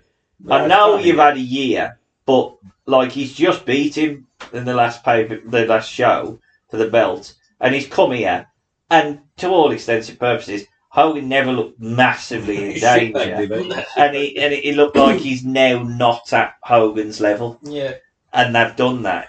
He's come back just to slap him. Yeah, exactly. I'm just dealing with Virgil. It's basically Ted has superseded Andre, and they know that. Yeah. Andre is now just the big man that's looking after. But he is. I understand his limitations. WrestleMania 3. If you'd have just finished there, that was probably that would have been his side. You've done the big thing. Right, he needs to help the bushwhackers. Well, he goes out face though when he properly fit. Well, then again, he does shit on Bad News Brown in Mexico. And he fights Cactus Jack in one match. He does, yeah. Which is amazing, isn't it, really? 4 minutes later, though, we're in the back with Macho Man Randy Savage. He plays the Hulk friend. Oh, brilliant. All right, surprises, surprises. I cannot believe that one of those two men did not advance, but that's the way it comes down, Macho Man. You and Elizabeth and myself have been watching your thoughts. Hulk Hogan is a cheated man, not a defeated man. In fact, Hulk Hogan has never been defeated. Not by me, not by you, not by Andre the Giant, not by Ted DiBiase, you understand?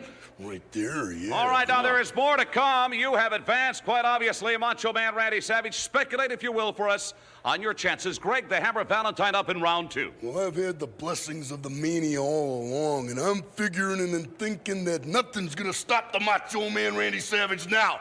The madness with that momentum, and multiplied with the momentum of, Hulkamania.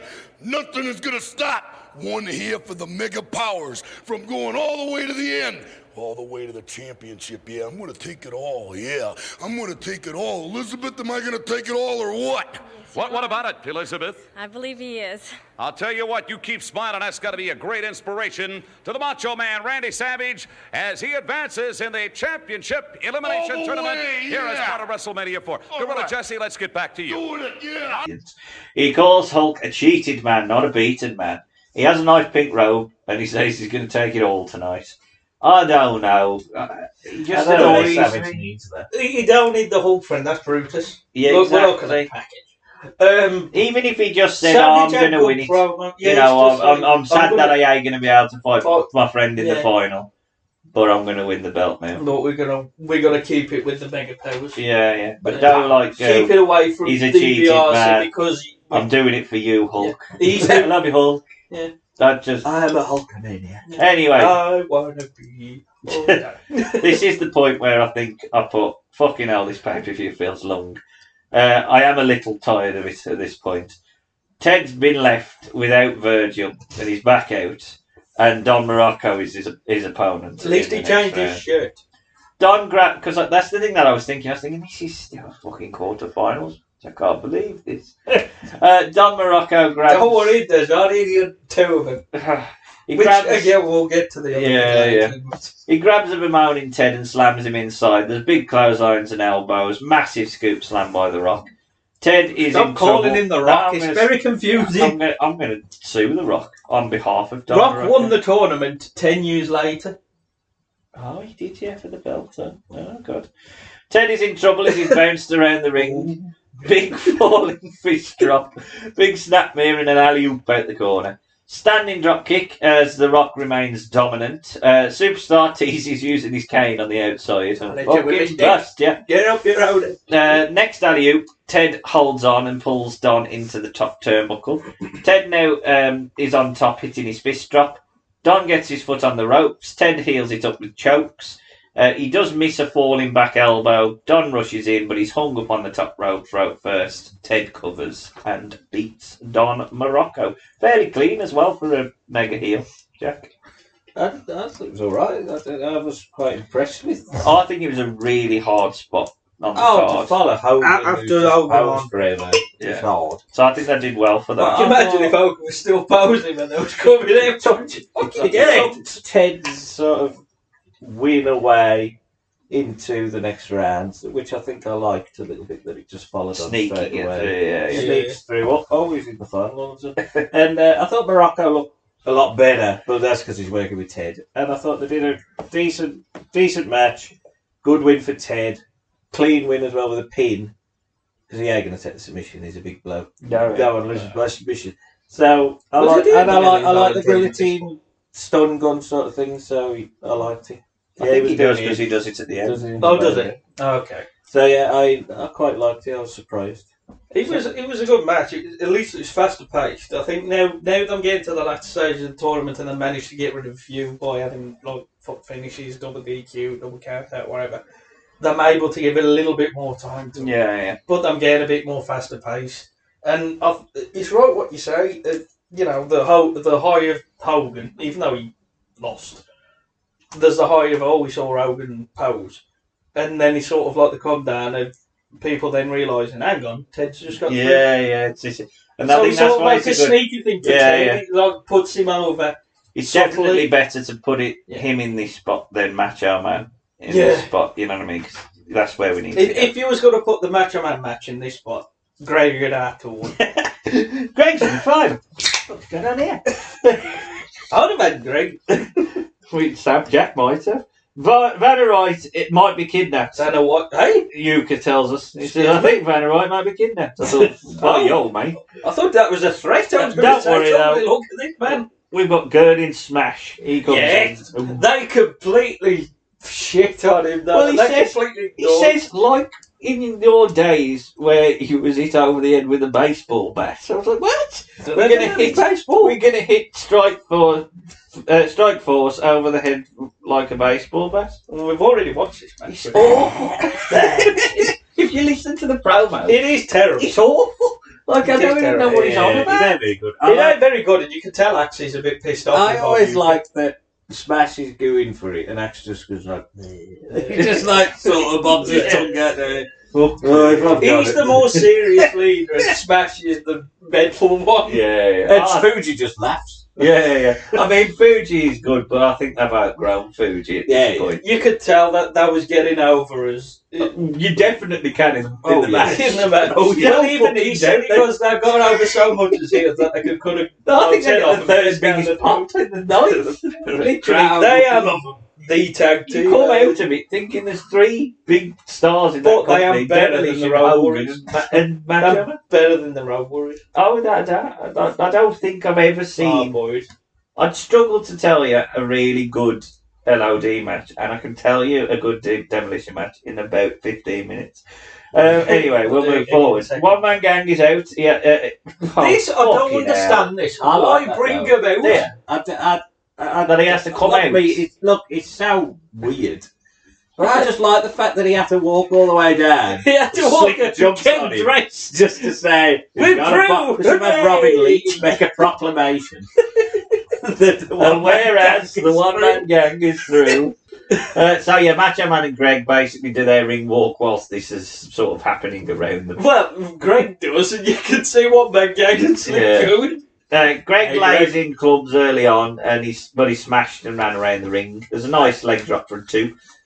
Greg lays in the big hammer elbows and big shoulder breaker by Greg, but he doesn't go for the cover.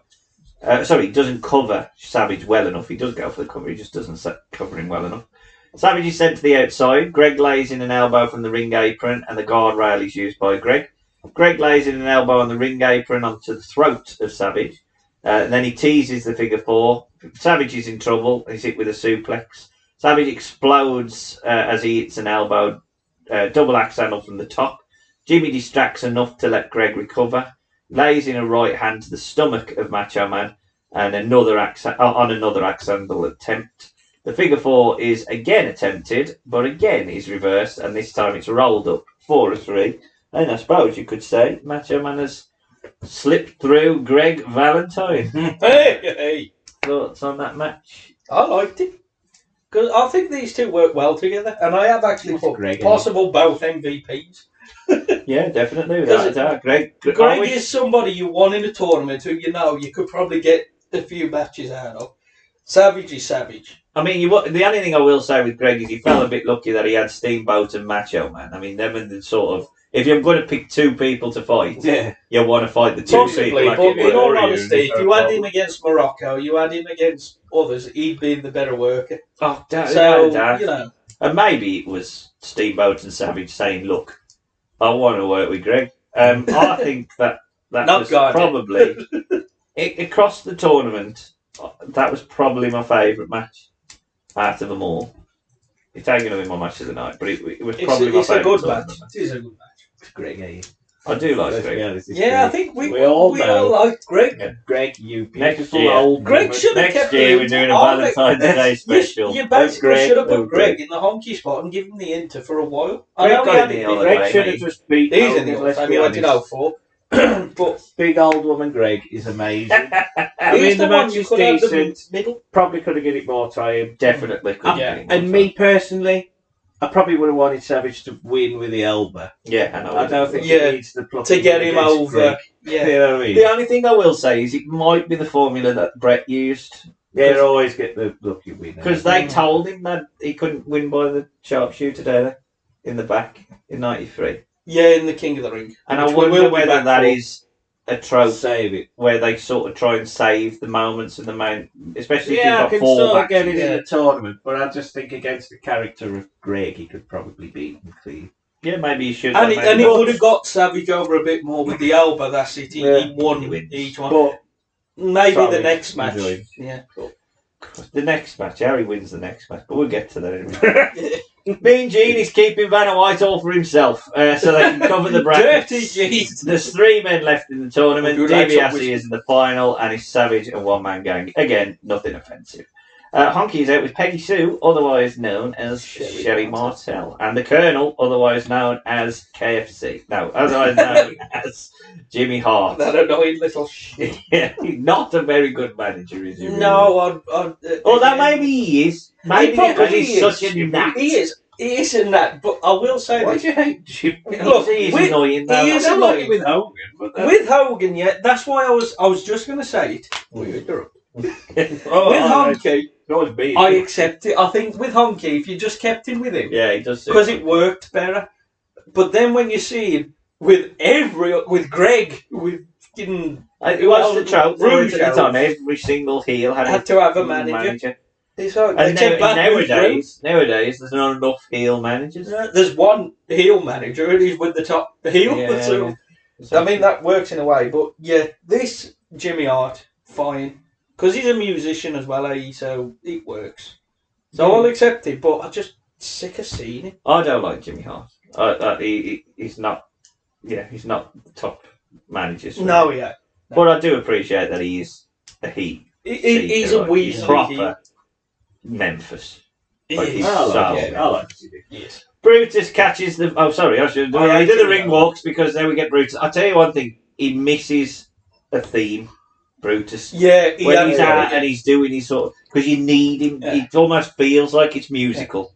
Yeah. One thing I will say: these fans are stupid because why would you want to go out and touch him when he's got them big fucking teeth? That's a good point. Well, you wouldn't want to touch him anyway. Well, you wouldn't want to touch him. What a package! I mean, he caused an anthrax stick, but you know. But at the same time, if he's got these going and you go out, cut your finger off. Yeah. Brutus catches the foot of Honky and gives him an atomic drop. Brutus does a very weird move. He sort of rubs the hair of Honky. I think that was a bit. I think because I know Dusty does it at SummerSlam latest. Because he's like messing his hair and he's weird, and then it's a gimmick. It's a gimmick. It's a strut. Brutus gives 10 face plants on the buckle and a big high knee by Beefcake. Honky is out to regroup. Honky is tripped, but he rolls out the way of an elbow. Finally, the champ starts to get some offense. There's a fist drop and a big sort of Elvis hips. He does a sort of shaky thing. The shake, rattle and roll. Jimmy gives a choke to Brutus on the outside. Shake, rattle and roll is teased, but Brutus grabs the rope to block it. There's no doubt, and whether you love him or you hate him, he definitely gets crowd reactions, Brutus Beefcake. Yeah, I do care about he is probably like 4th, 5th. Yeah. Like more than Steamboat. More than Steamboat. Because he's a gimmick. Yeah. And Honky gets reactions as well. Yeah. Brutus back body drop to locks in the sleeper. Brutus sleepers down Honky, but he thinks he's won, but he's missed that the ref has been KO'd by Jimmy Hart. Brutus and Jimmy, they look like they have a bit of fun under the ring at one point. But, hey. Leave that one there. He drags Jimmy out, he holds him over the steps and cuts his hair.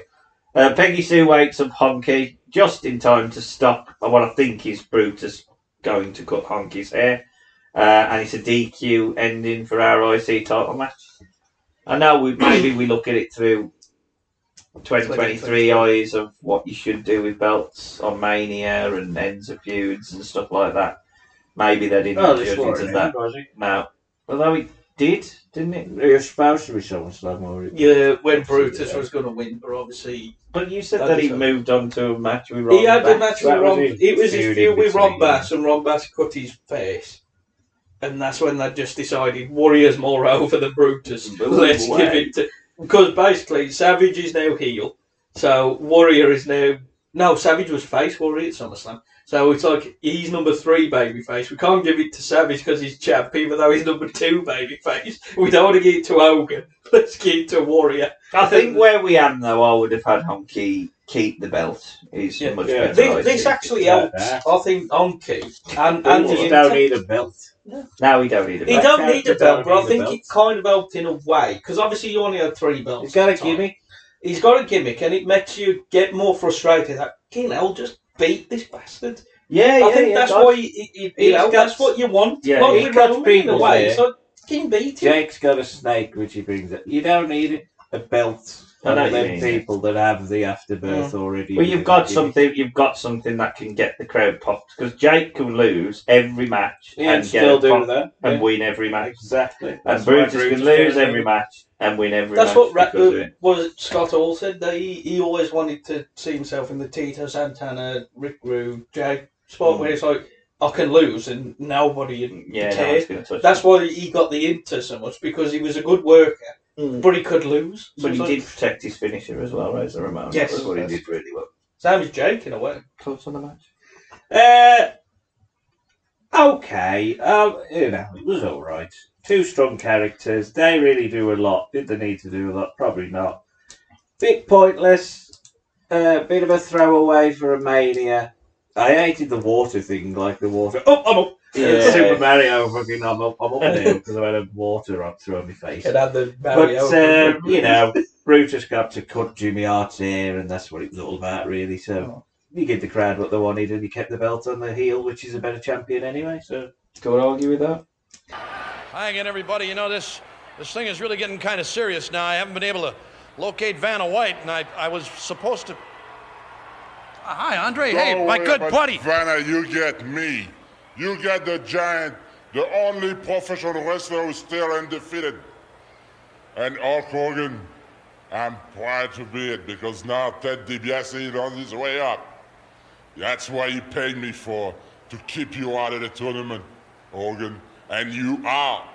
And I know one thing, and that's why the people go to know too, and that's why they're going to remember. You are the ex-champion, Hogan. Well, there you have it. I still haven't found He is Vanna the White. ex-champion. Don't worry about Vanna White. Now, Hulk Hogan, Wresltemania is over. Hey, how about getting your foot off my shoulder? There is no Hey!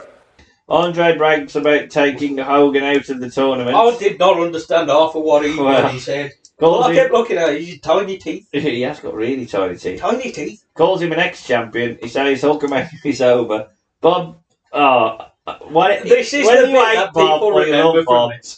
He takes an amazing joke. He sells it. He sells it. That's the thing. He really He does knows. take an amazing joke.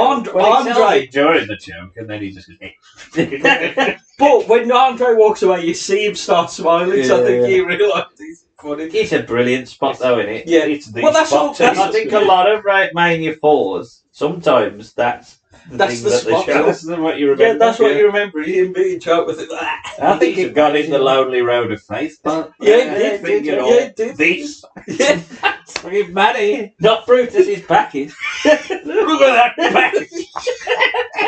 Should have put that in. Oh dear. We get the ring walks on our 6-man tag now, and Heenan is wearing a big oversized dog training coat. Brilliant. It looked more like a straight jacket. That man earns every penny he ever fucking made. But there was a bit of a thing with this. They wanted the dog to attack him, but it just started humping him. yeah. Well, fuck me. Did it? Unlucky. Mobbed it. Dynamite Kid might have had a call from the RSPCA after this. I mean, Jesus Christ. Well, I think Dynamite Kid might have been on something. Yeah.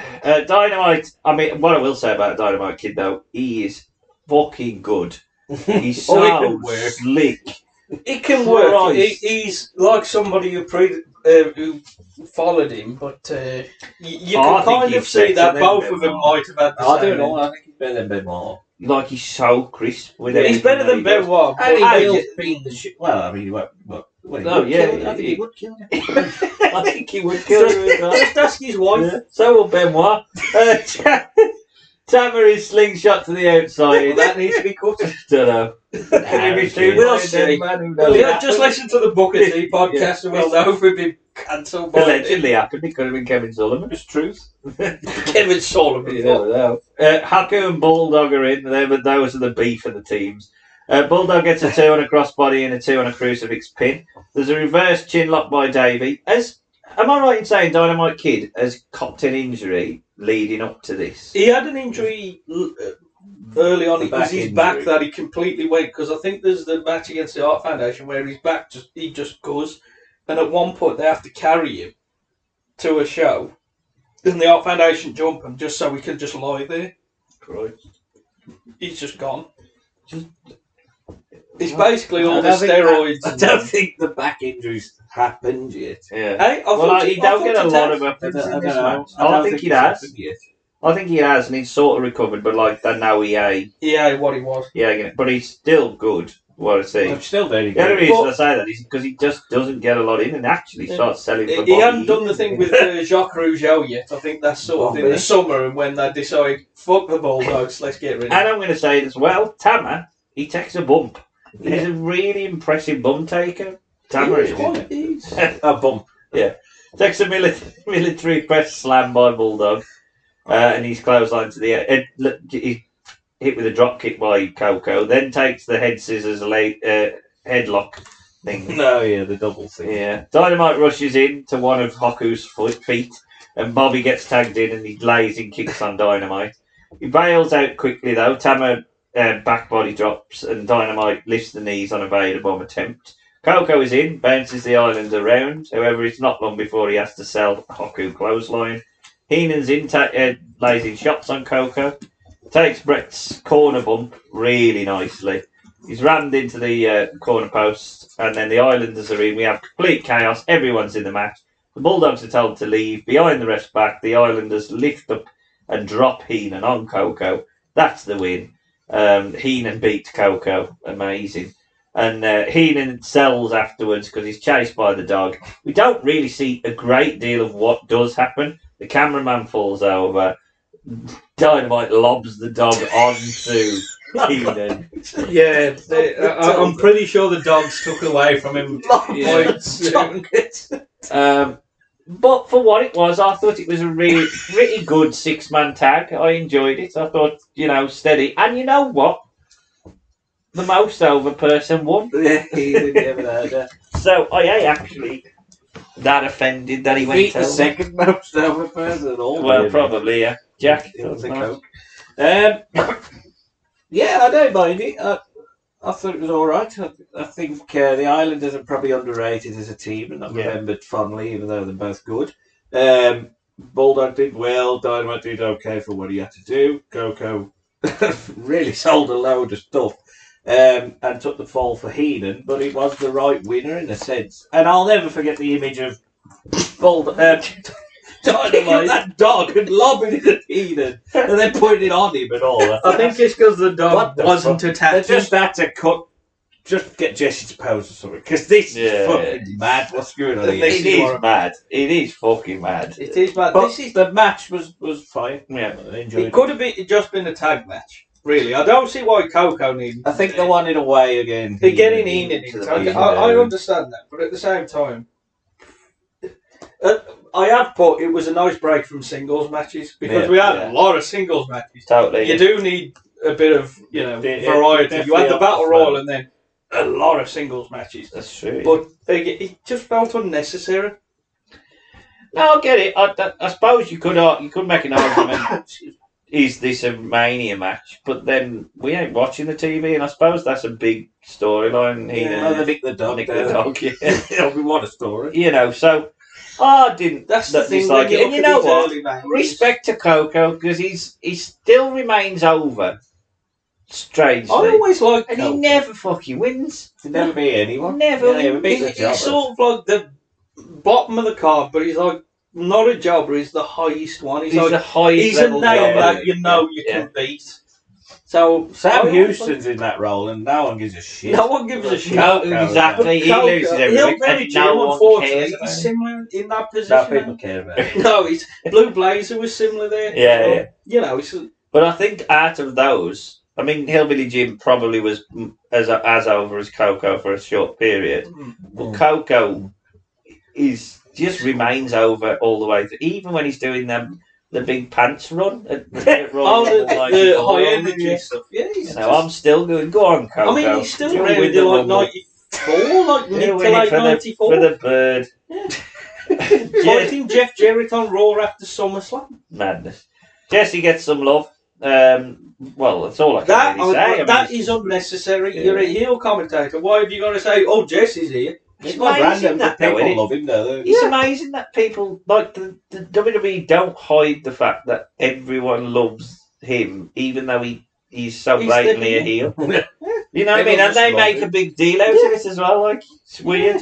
But Jesse's got a pose. It's a bit like Larry Zbyszko in WCW, where he was always over. Well, I think he just got up himself and just went, hey. He announced himself. He announced himself. Look over here. Okay, here's what we got on Nitro. Larry's fucked up, but here's what we got on Nitro. Kid dancing to the crowd with the Nitro gun. Alright, piss off Larry for a bit. So Ted is out and he's advanced to the finals. Thank you, Ted. Again, he got dressed for this. Just say it. Go have him there.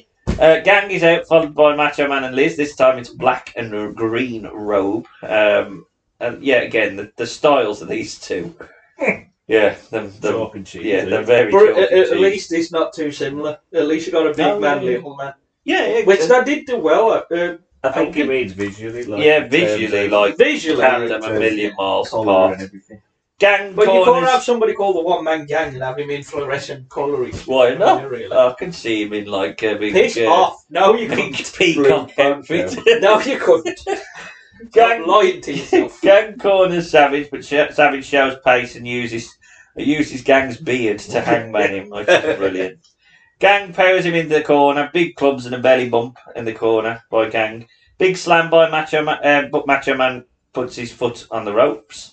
Big elbow by Gang, but he misses his big splash and corner charge. Gang is sent to the outside so we can see Macho Man's top rope axe handle. There's a lifting choke. Gang misses an elbow, but he's grabbed the cane at this point. And even though it's behind the referee's back, initially he hits him, but then continues to try and hit Macho Man in front of the referee, so gets DQ'd. I mean, it just gets to the point where it's like, we've got to think of a way to get Gang out the match without him losing. Yeah. And he's in the semi-final. And you know who's going to win the tournament, so I just think, let him lose. Like, But he ain't gonna win, is he? even if it was to maybe use the cane against him, so you give him some out. Yeah. You know, if he hadn't got the cane, he might have won the match. But because he wanted to be a sneaky heel, he's ended up costing himself. I just don't think. I think it actually weakens him more. The fact that he's so stupid, and then he has a big old dog. Come here, slick, and he got so close to winning the belt, but I'm all right. And it's just like, come on, you know. I think, And he's a big monster heel, really. Yeah. When you look, obviously you got Andre, but he's the next one. yeah, If he's you the look at next your in line. monsters. Definitely. So, Jack, anything to add? No, I don't. I hated it. Yeah, I just hated it. fuck this finish. I don't One mind Man it. Gang, The- you've the had a finish bad was crap. tournament. But the match was okay in big man, little man. Savage can work with anybody. But yeah, the finish was shit. I hated it. Yeah. Vanna White says she's going to ringside to watch the main event, so Gene gives us a recap. And then Bob Uecker rushes in, but he's missed Vanna White. What are you going to do? You silly sausage. Silly boy. Right, Demolition yet. versus Strike Force. Now, I've not done a blow for blow on this one purely because we've already reviewed this match in Sam's Ultimate Card podcast. That was about, what, 2 or 3 years ago, or it? It was a while ago for the boys, wasn't Yeah, it? yeah, it's got to be. It's definitely 2 years ago. Yeah. But yeah, we did a full review of the match on there, so you can check it out there. But basically, the style of this match is speed versus strength. Initially, the speed of Strike Force takes control of the match. I think the key note is that it's obvious that the crowd want to cheer for the Demolition. Yeah. I don't think they boo Strike Force so much as they want to cheer for Demolition. Yes. But yes, speed versus strength. Tito is isolated during the match after a club from Axe. Does make the hot tag after a flying forearm. Martel gives it to Demolition, comes in hot rallies, locks in the Boston Crab, but the finish sees Fuji's cane somehow make its way to Axe, who cracks Martel, and Smash covers him for the 3 and the title. I thought that this was the turn. Oh, it is. Martel? Yeah. I always thought that, but it's the year after. I can't But believe this they is keep the him for start of another their year. long reign. 3rd longest reign now. Is it? I'll be on the Because New Day and Usos have gone above them. Hmm. But yeah, I just love this match because my boys winning. I thought it was a brilliant match. But you could tell as well, obviously they was cheering them then. They wanted to keep them heel. So at SummerSlam, they put him against the Hart Foundation who'd recently turned on Jimmy Hart, who then at SummerSlam was with Fuji, with Demolition against him. But I think people were still cheering Demolition as well. As the Heart. As well as newly turned Hearts, because I thought, well, they'll have to cheer the Hearts out with Demolition, but people still love Demolition. So that's why it's Survivor Series, because obviously it was pay-per-view to pay-per-view. But it comes back to what I was saying again. It's the colour and it's the pomp. And you know, the body element of it's gone now. It's all about how big is your character. And if you're a big character, you're going to be a babyface. And Demolition. Painted dominatrix. Yeah. I thought, which is very. But not only that, this is probably as good as they have. Because I think they probably, especially Axe, they probably get a bit similar and they're getting to the end of their career as they go on. And it doesn't help that they're always kind of waiting for the Road Warriors to come in. And Axe was obviously a bit older and stuff, so obviously Smash was the younger one. He couldn't probably tongue out as far. But I consider that, particularly when you get to like 1990 and stuff. That's why they definitely benefited. One, because they knew how to sell even that when they were dominant, and two, because that tag team division was full of people that blended really well with their styles. Yeah. And when the fact that they could have they could have a fucking feud with Powers of Pain, which is completely different to. And the Powers of Pain have worked with the Road Warriors in Jim Crockett later on, and that was just the same. but at least, as you say, they could work. I mean, I think it's a really good match. Really, really good match. I think Tito and Martel work well together as well, to be honest. Thoughts on the match? Yeah, very good. Enjoyed it. Good meshing together. Good pacing. Good tag team work. I think it's a lost art with cutting off the ring and quick tags and everything like that. Right, it's all about double team spots now instead of actual tag work, it should always be about the face getting that tag. Mm-hmm. And they built that well. Martel gets in. Good finish. Demolition, rightful champions where they should be. Very good match. Enjoyed it a lot. Yep. Robin Leach is back out. With the piano music. And trying desperately not to drop the belt. Carrying the belt on a big red velvet pillow, not knowing whether he wants the fans to touch it or not, to waiting room piano music. What the fuck is this? There's some better music later. Oh yeah, Donald Trump gives him a friendly slap on the cheek. Now Bob Uecker is out to take me out to the ball game. He's our guest ring announcer. But before we get there, he announces the guest timekeeper, who is Vanna White. He's finally found Vanna White, who comes out to the Wheel of Fortune theme. Fucking yeah! It's Dusty Rhodes, mate. Yeah. I popped for that. Yeah. I was feeling tired at this point. Then that happened. They don't do the full thing. It sort of like loops the first bit. But I was just waiting for him to say who was the presenter? So now Bradley Walsh. And then you had Nick Campbell. Nick Campbell, I think, was the first one. John Leslie. John Leslie. That's what I was saying. John Leslie. Oh, never mind. Here's Jenny Powell. Bob looks like he's won the lottery walking around with Vanna, though. And they do share a little kiss. And he loves it. I love it. Teddy's out with Andre as Macho Man and Liz are out in blue and white. I mean, what better colours to main event in than blue and white? Colchester. So our main event is set. It's the Macho Man versus Ted DiBiase. To start us off immediately, we established that Andre is going to be a factor because he trips Macho Man. And this immediately gets a Hogan chant. And a lot of eyes on the aisle. Yeah. The second trip, again, just re-establishes that story. Ted gets the advantage early on, laying in a clothesline. Savage survives a sunset flip with the right hand. A knee to the back sends Ted to the outside. Macho Man goes up for his axe handle, but Andre blocks him. And this is where he goes and has a chat with Liz, sends her up the aisle. And as Jesse says, I've seen this happen before. Ted jumps Savage and attacks him, laying in fist drops. The Hogan chants lead to Hogan and Liz walking out. Wouldn't it have been better if they gone and got Ken Patera? Oh, yeah. Just come out here. BG. Yeah. Got the genius here. What's going on? Oh, Pat. I always used to appear. Brilliant. I mean, Hogan, I will say this. He's fucking majestic facials and I love his chivalrous though. He gets a chair and you think, oh, he's going to offer it Liz. And then he sits on it, yeah. Fucking arms heel. really. You can stand up. Sit on my lap. Yeah. Is that my wife? Hogan rushes Andre after sitting on the chair for a while when he gets involved. Ted continues the offense with elbows and clotheslines. Suplex gets him at 2. Savage knocks Ted down and goes for his elbow, but it's missed. The $1 million. This is mad. This is. So he misses the elbow. $1 million man now locks in the $1 million dream. Andre's getting into it with the ref for some reason. And proper heel Hogan just slides in, cracks Ted on the back with the chair. He was the biggest heel. At very least Savage goes up and wins with the elbow and they'll just pin him after the chair shot. But needless to say, I mean, Hulk has completely stole the thunder out of this match. Jesse's not happy, quite rightly so. Macho Man and Hulk shake hands. Liz is given the belt, which is the shot, I think, you know. Yeah. The shot. But Hogan is right to the front. Hogan there, that's what it is.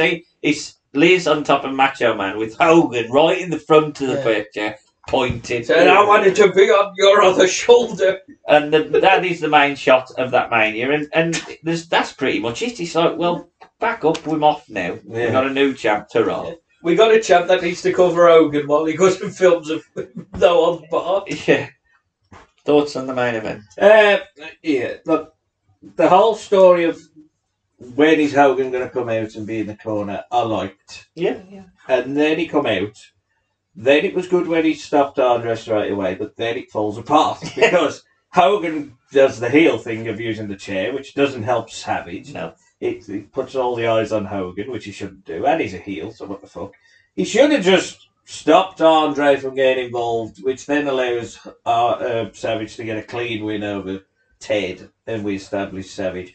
And then he should have allowed Savage to have his moment with Liz, get out the ring. You know, you could shake the hand. He shakes his hand 5 times. I mean, fuck me, calm down. Yeah. Let him have his moment. Let him pick her up. Let them have the ring. But instead, he's there going, look at it. Yeah, let's pose, motherfucker. It's like, God, you've really you have become what you are going to be. There's better ways of doing this. Now, if they have in the back already planned this Mega Powers Explode story, yeah. The logical thing is that Hogan getting involved somehow leads to Macho Man using the chair on Savage and then on DiBiase. And then later on in the line, you can say that he didn't win it the right way. The Hogan way. Now, that's one way. Or you just have Hogan have a brawl with Andre and stop him getting involved and Savage wins clean. Yeah. Which ain't going to work DiBiase. But actually, this is the weakest Macho Man looks in all 4 of his matches. And he ain't particularly been that strong in his matches.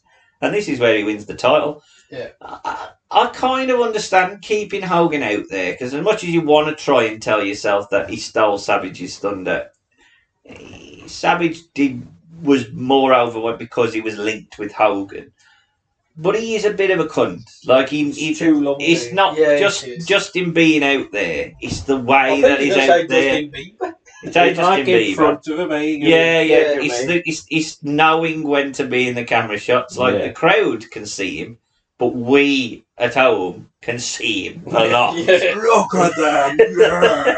So, you know what? It's a WrestleMania It's a WrestleMania main event that can't really be considered a worse main event, but it's not very good. No. And it's not because of the in-ring stuff, because it's fine.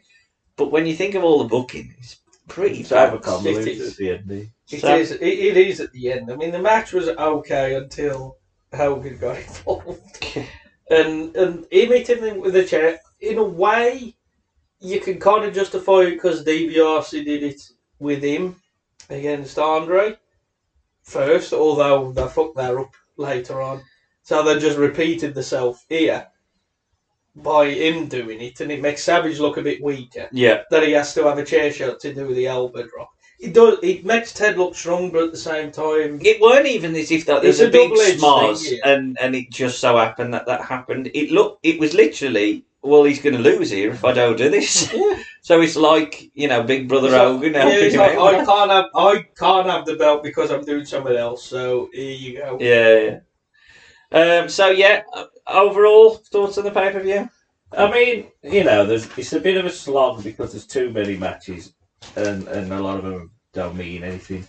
But there are good moments in there, the tag match, you know, since the coronation of Savage being champion and all that. But it's not a great Mania. It ain't a great Mania. It is a slog unless you're watching the right time. Yeah, I suppose that's true. Yeah, that's why it wasn't. I looked at this because I think this is the Mania with the most matches in one night. 16, yeah. But you know that Mania 6 had like 15. Oh yeah, I know the next one. The next one had 30. I think it was Mania 8 that stopped that. Yeah. I think. Which the style of it? This actually had a longer run time, and yet.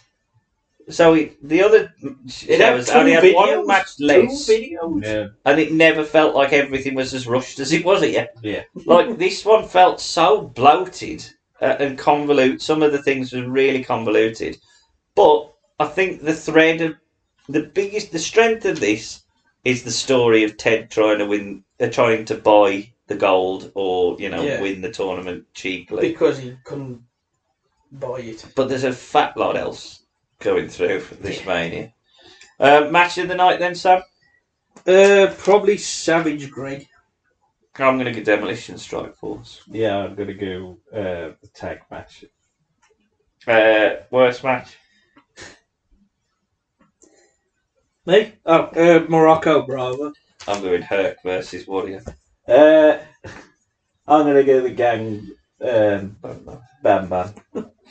MVP? Savage. Ted. Yuka. Savage. I did have Yuka. Oh, you did have Yuka. Was close. I was really impressed with the fact that even though he was annoyingly showed, I kind of never got bored of him, which is weird. LVP. Who was the bloke who did the proclamation? Robin Leach. Robin Leach. Because he knows why. He's the LVP and he knows why. I'm going to say Bam Bam Bigelow because unfortunately every time I watch him, and this was a perfect example of that, I start to think, he's an anti-boy. I'm going to go One Man Gang. I just hated his performance on this show. Poor gang, Sam likes him. I like the gang, but I just hated this. So, I hope we've done this. We might not have, but we now take the attempt of rebooking Wrestlemania 4 and to do it differently. The only caveat I would say is we've probably got to go in there with no champ. Yeah. We all started it with no champ. I've got 11 matches, so yes. But there was no champ to start it. No champ. No champ. No champ. I have got a tournament. So we will be rebooking WrestleMania 4 with no champion, and I'll start with you this time, Jack, for your rebooking. Well, I'm going to go in with a 4-man tournament of Andre, Hogan and Savage Ted for the belt. I've got to book SummerSlam, brother. Hogan and Andre was it. Ted bought it. Savage is Hogan's friend. Okay. You are in it. Good enough reason. And there wasn't Fatal 4 Ways at the time. Yeah. Match 1 of WrestleMania 3 was... match 4 of WrestleMania 4 was the main event of WrestleMania 3. So back to back in WrestleMania history is Hogan and Andre. Start him off hot. Double count out. You're both out. So, what should be match 2 of Savage Ted has to get bumped to the main event. And we're going to have Skids in the back. Double count talking to Savage and Andre talking to Ted. Yeah. Ted's happy because he's got Hogan out of the way and he's just got Savage. Hogan can little Hulkamaniac or whatever. Jump onto my back. Match 2, the Bulldogs and Junkyard Dog versus Islanders and Heenan. Just because he's still on the card. Just because Dog. And he's a dog, and I'm defending the real dog, which is Matilda. I'm going to put the Bulldogs and JYD over. Well, every dog has its day. So, there you go. Match 3, Bad News Brown versus Coco Beware. A lot of these matches I'm just throwing on there, that's Mania. Yeah, it's Mania. Bad News wins. Coco will do the job. Bad News is going to go into a thing with Savage Evans. Spoilers. Match 4, I'm getting him on the card. Duggan versus Hercules. I'm getting Hercules on. Okay. You'll hate this card. It's shit. But right, it's my boy. Duggan wins. I'm sure Hillbilly Jim has a match. You know he is. He's here now. Hillbilly Jim versus. Who's he fighting? Have a think. One man gang. I've obviously done this for my own personal. Who? Greg. Tama's only Greg. No. For my own personal enjoyment. Yes. For the Intercontinental title. Hillbilly Jim. Hillbilly Rock. Hillbilly Roll. Yeah, that one, I couldn't argue with that. Hillbilly music. He's going to lose clean. He finally gets At least he can lose clean. That's a Match 6. Greg Valentine versus Ricky Steamboat. I really liked it. I'm keeping it. Yeah. Match 7. Heart Foundation Killer Bees. Why not? Why not? Heart Foundation are a good team. Christ. Kill Billy Bees all work with the Heart Foundation. Heart Foundation win. Fair Match 8. You know, I'm doing it. What then? Bruce Beefcake versus Harley Race. Why not? Brutus can cut Harley Race's hair. I don't quite believe. You love this pay-per-view. To be honest, this probably would have been the card if they hadn't had the long tournament. This is the best card. Commands hanging from the rafters because Harley Race has had his haircut. Where's Jesse's nose? Jake Roberts v Rick Rude. Yep. Okay, I think we've all probably got that. Jake's going to win by disqualification. And then the snake comes out. At the Match 10. I'm doing it. Warrior v One Man Gang. It's going to be shit. But we've got to establish Warrior as a big monster who beats a monster. And he'll win clean. And if you don't like it, gang, tough. Match 11. Demolition v Strike Force. We keep that. Demolition win. Main event. Savage v DVRC. We keep that. Savage wins. Hogan's in the corner. Andre's in the corner. We do it a bit better. And we let Savage have a moment. Definitely. But to get there, we must have Hillbilly Jim in the title match. I just wish you'd have kept it as match 2 and bumped Hillbilly Jim. We got to have a title match to The main event would have been the tag title match. So that would have been weird. Well, speaking of, my rebooking starts with the tag title match of Demolition versus Strike Force. Demolition win. I think you get it out of the way because I'm over anyway, so it doesn't really matter. Now, my tournament is a 6-man tournament. So it's Andre and Hogan and they advance immediately to the semi-finals. Because they've... So it's 8 bracket. 8 bracket, but 2 of them were already through. Ted, because he's got a claim to the title. Duggan, because he won the Rumble. Harley Race, because he's the king of the wrestling. And Randy Savage, because he's won a battle royal. Hogan's friend. And he's Hogan's friend. But he'll all have done some legitimate way on a Saturday night's main event where he wins a Rumble to get it. So it's 6-man tournament. My first match, Macho Man versus Harley Race. Macho Man wins. Second match, Ted versus Axel. Ted wins. Third match, Jake versus Rick Rude. Not the tournament match. I'll put Jake wins, but I think I'm going to change it. I'm going to put Rick Rude wins because I think Rude can win and Jake can just give him a snaking. Give him a snaking. Do it at SummerSlam to establish that's the first. That's match 4 anyway, because you already had the tag title. Yeah. Hogan Andre will be my next match. Longer, but with the double DQ, which I'm fine with. So now that means that Ted versus Macho Man, much the same as yours, has to be bumped up because there's no finalist without it. So that is our final match. And next match is Warrior versus Herc. Warrior batters Hercules. Then I would have the Battle Royal. And I would, obviously I know they wouldn't because they didn't do this back then, but I would have it as a number 1 contenders Battle Royal. And I think because I haven't got Gang, I think I'll put Gang as the winner. Because I think it is important that you establish that big fat bastard should win Battle Royal. He did fight. He was his first defence, his Gang. Exactly. So, and there you go. The universe is back. How do you know he's going to win? Just tell me who wins. No, they say Savage won it, yeah. Oh, the time. Could be Ted versus Gang. Yeah, that's true. He did pay him off in the King of the Ring that year in the semi-final there you go. to get through. Paying off the Gang. Yeah. Because that was the King of the Ring that year. I don't know a better way than what they did with Honky and Brutus. I still don't particularly like. What did you say? Honky and Hillbilly. Brutus v Harley Race. Well, okay. Other than that, I'm going to have Brutus versus Honky because it was the feud going in. Yeah. And it's a gimmick match. And then I've realised they haven't had Greg, and I half feel like that's the match.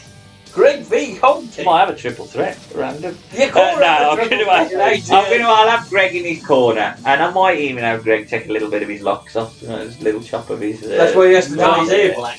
Not all of it. Greg Allen, you do little that. Little chop of I'll his. dye it black. I like the Islanders Short team back and side. Bulldog Coco match, so I'm keeping it, and I'm exactly the same. Apart from, dog abuse at the end. I think we've got to do better than that. And main event, I'm exactly the same as you, Jack. I think Savage, even though there is an argument around Ted winning, Mania should never end with a heel buying a tournament. And I think you've just got to be a bit more aware of how Savage is going to win to strengthen Savage's title win. I don't mind Hogan being out there. No, I don't, but you just got to do it better. You just got to do it better. Can you do it better then? Maybe Probably the not. Hogan just But really there's fits 11 himself. matches. 11 matches here. 11. Right. We'll start with the Battle Royal. Here we go. Have Have you got them all? 1, 2, 3, 4, 5, 6. 26. I tried to get 30, but I kept shut off. It was 20, and then I remembered the room shows. And Sounds like a documentary. But anyway, the people in the Battle Royal: Warrior, Morocco, Bam Bam, Hillbilly Jim, Bulldogs, Coco, Killer Bees, George Steele. I think Is he in it? Is he going to be in or? I'd actually make him get in the ring and then get tripped out. Herc, Bravo, Bad News Brand, Harley Race, Brett Anvil, Haku, Tama, Junkyard Dog, Butch Reed, Jacques, Raymond, Bundy. I've had him in because they mention him, so I think he there? I don't know because they mention him, but I think he's so I think he's still in the company. Yeah. DPA, rehire him, put him in this, and then Boris Nikolai because he's got to be in it, and Sam Houston because somebody got to be chucked out. Yeah. I would have Bad News Brown win it because if I'm going to go with him as the house show one, Yeah. and you can have Herc and Warrior in the last 3 and he dumps and Booth out, and because I think it's a bit of a waste with Brett. I know you want to push him as a single, but at the same time they pull him back, and he's getting cheered anyway. I don't know about him though. So I think if you have Warrior and Herc in there, have Bad News like dump them both out. He gets Bad News over, them two can carry on fighting. He does what he needs to. And Jake be rude. That's got to be a match on its own. You could have Jake win to finish the feud if you want to carry it on to SummerSlam, the next big pay-per-view, the first one. Have Rude win by nefarious means, and then you can carry on the feud and have it blow off there. Yep. To give that a bit of a shot in the arm. Tag titles, it's Demolition Strike Force. I ain't got no problems with it. Demolition got to win. These ain't in any particular order. IC title, Honky v Beefcake. Keep it because it's a gimmick match. It's either that or Hillbilly Jim versus Honky. Hillbilly's in the Battle Royal. But I, again, you can keep the similar nuances with it. It's gimmick. The tournament, it's an 8-man tournament.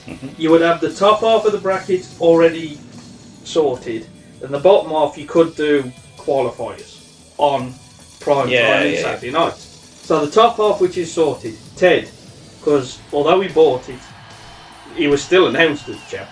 But you can say, okay, give me it. Duggan, he won the Rumble. Give the Rumble something. Hogan and Andre. Hogan and Andre. And then the bottom half would be Savage, who could win some match. He probably could beat Honky.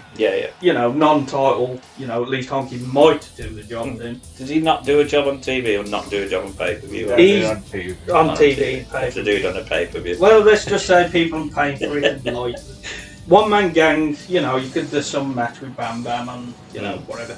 Steamboat, you can play off the him and Savage. Possibly could meet in it, recreate history. And Valentine, because it's Valentine. You've got to have I don't get Valentine on my card. Yeah, you bad man. After, I'm changing mine. After Savage wins, Greg comes out with the first ever Money in the Bank ring. Comes out with his hammer. Thor's hammer. You won't know this, but Triple H has a hammer. So, you've got DiBiase v Duggan. Keep that, I mean, they work well together. DiBiase would win. Yep. Next match in that half, Hogan v Andre. Yep. Hogan would actually win by count out. You could have Andre You could have some Falling and can't shenanigans. get up. Falling. Well, you know, something like that. Hogan just slips in. Not do a complete Super Cena. Yeah. But, you know, have him slip in and then so, you know, I'll try to get rid of him for you. Yeah. This will lead into the semi-final. Next one, Savage v One Man Gang. Let's get that match now. Give Savage a win over a big bloke. You don't want him to beat Andre because that's for Hogan. So at least he's the next best thing. Yeah. Savage would win. You can have it fair and clean. Steamboat and Valentine. I'd keep that match. Valentine would win. Yeah. So it's Valentine, Savage, Hogan, DiBiase. One of these is not like the other. Yeah. The top 4. Top 4. But there was a story here. DiBiase, Hogan, DiBiase would win. Because you could have Andre come, and he could get Hogan counted out. You know, you could probably do a thing backstage with Ted having a go at Heenan, because Heenan was with him. Really, Warren. So, you know, you could have him plotting and sort of say, okay, you can come down. Don't have him come out with him at the beginning, have him just appear and beat up Hogan. Yeah. Like at Survivor Series when he got counted out, you know, something like that. Just don't have him slam Andre out the stairs, for God's sake. Savage, Valentine, Savage wins clean.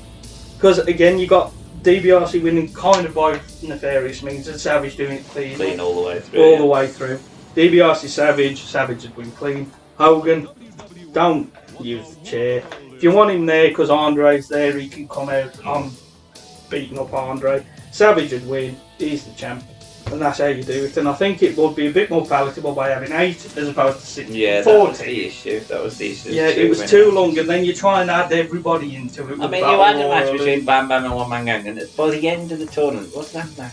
Yeah. So if you've got a battle royal, man, well, just make that a bit bigger. Dan Brocco had 2 matches. Exactly. You know, what did they mean? Yeah. So get these people, because One Man Gang is viable. Really. Yeah. Greg Valentine, you know, put him in the tournament, at least he can have a couple of matches. Steamboat and Savage, you got that little thing there, even though they're both faces. Duggan has just won the Rumble. Give that something, because for next year, although they get to stud, you know, you can do something there and follow on with it. Yeah, that's how you... One year you win the chance to win a world title, and next year you win the chance to be a ref. Oh, well... We ain't done the full Rumble, have we, in 89? No, but we've watched a bit of it. We will definitely do the Rumble 89 at some point. But there you have it, folks. If you believe that you could have rebooked WrestleMania 4 differently, let us know now on our website, which is bettercallcreative.com. Our Facebook page, which is facebook.com/BCCpod. Or our Twitter, which is @BCCpod. Now we round out the episode, as we always do, with a fantasy card. And as there were some weird men having WrestleMania matches on this card, and there was also an over-bloated tournament, we took the task of taking 16 men from WrestleMania's past. They must have wrestled in a non-Battle Royal on the card match. They could have appeared in a tag match, but obviously it can't be a Battle Royal entrant, because we could have just had the gimmick Battle Royal if that was the case. And we put him in a 16-man tournament to crown the WWF champion for the fantasy card. Have you got 16? Yeah. 16. Or I think what we'll do, we'll start with our 16, and then I'll read out. You'll read out yours, then I'll read out mine, then Jack. And we'll work it down. Then we'll do the next 8. Then we'll do the 4, and then we'll do the final. So start with your 16. Then. Okay. Do you want me to do a match by match? Match by match. match. First match. Uncle Elmer. Yes. I'm surprised. You ain't got him. Everyone's got Uncle Elmer. He's winning, Jack. Versus Crush. Versus Crush. Yeah. Crush. Yeah. Pick one. 13, 10, whatever. I think it's fair to say Crush. Crush. Yeah. It's Crush. Another one against Doink. That was a good one. Heath Slater. Yeah. Versus Tatanka. What a match. Ryback versus Adam Bomb. I knew you'd get right. He's got to go in. Bull Buchanan v Bart Gunn. Oh, beautiful. The Bull? John Gonzalez v Funaki. Yes. Yes. Skinner versus Jerry Lawler. Ooh. Did Jerry? Oh, Jerry. Yeah, he did have a singles match. Yeah, the other side's here. Terrible. Dino Bravo v Hillbilly Jim. Nice. And Mr. Aguilar versus Michael Cole. Oh, yeah, Christ. I forgot about Michael Cole. I thought you meant Mr. Aguilar. I didn't forget about Mr. Aguilar. Oh, okay. So mine then, we'll find out your winners shortly. Mine then is Skinner versus Sato. from the Orient Express. George, I forgot about that. George Wells versus Tom Zink. Oh, God, he fought Jake there. I forgot about him. Uncle Elmer versus Doug Basham. Don't poo-poo the Bashams, Doug. Red Rooster versus Thrasher. What matches Thrasher? I put Sato twice. Bart Gunn versus Mo. Mr. Aguilar versus Fandango. Oh, okay. Butterbean versus Akibono. What a match. And my final match, and I don't want you to make assumptions just yet, it's Eli Blue versus Bull Buchanan. And I'll leave it there. Me, SD Jones versus Sin Cara. Jacob Blue versus Mr. Aguilar. What a match. Shannon Moore versus Rodney. Oh, he was in the cruiserweight. George Wells versus the Boogeyman. David Otunga versus Stardust. What was the Tonga? Was he in the Team Johnny? Team Johnny. Oh, okay. Uncle Elmer versus Thrasher. I enjoyed writing there. Nathan Jones versus the Sultan. Where's Bosch? David Sammartino versus Warlord. Oh, what a beautiful match. I know who's winning your tournament, by the way. I ain't quite sure about who's winning Sam's. So, Sam, move forward to your quarters. The quarterfinals. Crush would beat Uncle Elmer. Yeah. Heath Slater would beat Tatanka, just to So make you've got Jack Heath smile. Slater versus Crush. One I was very happy writing. Adam Barman beat Ryback. And, sorry, Ben, Bart Gunn would beat Bull Buchanan. Leave the memories. John Gonzalez would beat Funaki. Jerry Lawler would beat Skinner, because somebody's got to work a little bit of this. Hillbilly Jim would beat Dino Bravo, because fuck Dino Bravo. And Mr. Aguilar would beat Michael Cole, because fuck Michael Cole. I thought Michael Cole might win. No. Well, Mark Quarters, Skinner, who's beat Sato. George Wells, who's beat Tom Zink. Yes, it happened. Tom Zink? Because it sounded like a beautiful opening round match for you. I've got Uncle Elmer beating Doug Basher and Thrasher beating the Red Rooster. And then I would have Mo beat Bart Gunn. Fandango beat Mr. Aguilar. So I've got Mo versus Fandango. I've put Butterbean over Akibono. It might have gone to a double DQ, that. Double DQ. But I'm going to have Bull Buchanan beat Eli Blue for Butterbean versus Bull. But then again, I'd rather have Bull than that. Well, yeah. My quarters, SD Jones over Sin Cara. Yeah. Jacob Blue over Mr. Aguilar. Rodney over Shannon Moore. Boogeyman over George Wells. David Otunga over Stardust. Uncle Elmer over Thrasher. Nathan Jones over the Sultan, and Warlord over David Sammartino. Yeah, well, I was going to have Nathan Jones, but I questioned whether he was actually he come out. Technically, was he he? Come out, but it got changed on well, the show. I was going to say, So did it get changed to it? So I think you've got to now just rewrite it all. Mosh Have over Sultan. Just have Albert. No, I can't have Albert. He's too good. Quarterfinals. Yeah. Heath beats Crush. Semi-finals. Oh, yeah, to get to your semi-finals. Yeah. So Heath beat through Crush. to your semis. Adam Bomber beat Bart Gunn. Heath and Adam. So no chronic explosion. Right. Heath beat Adam Bomb. John Gonzalez would beat Lawler. And Hillbilly Jim would beat Mr. Aguilar. Oh, what a beautiful John Gonzalez versus Hillbilly Jim in the semi-finals. This is where the dream for George Wells ends in mine, because he loses to Skinner. But Uncle Elmer's dream continues because he beats Thrasher. Sato beats Fandango, and Bull Buchanan beats Butterbean. So it's Sato versus Bull Buchanan. We know the name. You don't know. There's an uncle and a bull. Right. Or a bean. Uncle Bean. There it is. SD Jones, who's beat Jacob Blue, faces off against Rodney, who's beat the Boogeyman. Yep. Uncle Elmer, who's beat David Otunga, faces off against the Warlord, who's beaten Insert Mosh. Insert Mosh. Insert Mosh instead of Nathan Jones, if you don't allow him. Main event time then, Right, so so you might as well tell us who's won it as well. Heath beats Adam Bomb. Yeah. Hillbilly Jim beats John Gonzalez. Oh, Heath and Hillbilly Jim in main event. And just for Jack, Hillbilly Yeah. wins. And I like Hillbilly. World champion. Well, Uncle Elmer beat Skinner, and Bull Buchanan beat Sato, and well, I'm gonna give it Bull Buchanan. It would be wrong of me to crown anyone but Bull Buchanan the winner of the tournament. SD Jones beats Rodney. Warlord beats Uncle Elmer. Warlord wins the tournament. Quite rightly so, brother. Then he can put Harvey Whippleman on his shoulder with a belt. And that barbarian pointed at him. Look at him, brother.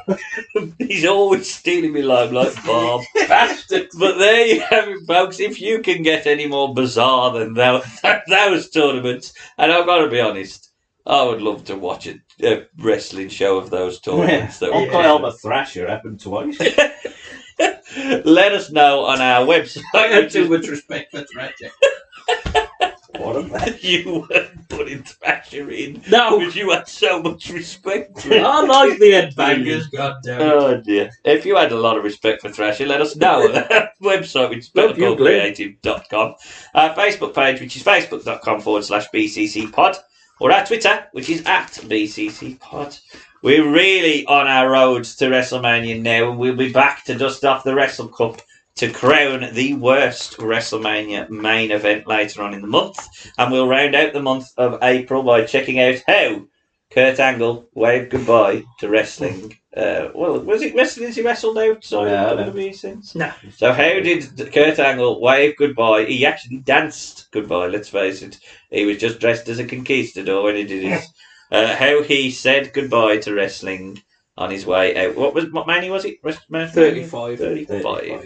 Pre-pandemic. And I have changed May because of something Jack mentioned, which made me smile, which was that there was a pay-per-view where Godfather fought Midian, and I've decided we're going to check out the two No Mercies and contrast the two of them from 1999. One was UK, Yeah. one was Which one UK is best? v US. We'll do one show. When's the We'll do Ryder the Cup? US show, and then we'll do the UK show, and then we'll talk about which one was best. We're going to do them both in one podcast. Now we'll do them in separate podcasts. That's to say, yeah. But we'll then review at the end. We'll come to the conclusion of which was best. But Was we'll the, watch the them UK chronologically. one was May, wasn't Yeah, Yeah. and then because I think that's where it? It's October. It got moved when Triple Bulldog H fights Bulldog Rock fights and Val fights Mankind on the US one. Oh, God. And Bulldog wants his title and shot at the UK opener of the UK one. Dr. Ali Singh versus Gilbert, and Bulldog wants his title shot. Yes, Oh, yes, yes. Lots of Bulldog fun to come in the month of The May. rebooking is going to be a bit strange though because it's the same year. Yeah, but all you have to do with the rebooking is give him his title shot. On the So same finally, pay-per-view. we get to give Bulldog his title shot in May. Then we'll be doing King of the Ring 1994 in June. That'll be something to look forward to, because how much does this guy weigh? Oh, it's that. Oh, It's that no. one. And we'll be gearing The up. actual pay-per-view, the matches ain't too bad. We remember It's that. just a lot of art done. And then we'll be If you gearing really up. wanted to, it'd be 95. That's the one. To We'll be doing the whole of 95 into So, the, in in 2025. Fair enough. But yes, we will then be getting ready for our summer of invasion fun, and we'll be rebooking the whole of the invasion in our own way. So join us back for those podcasts. But that leaves me to say, from managed by Oliver Humperdinck, it's Jack Jans. Goodbye. And managed by Frenchie Martin. Oh no, it's Dino Bravo, Sam Chance. Au revoir.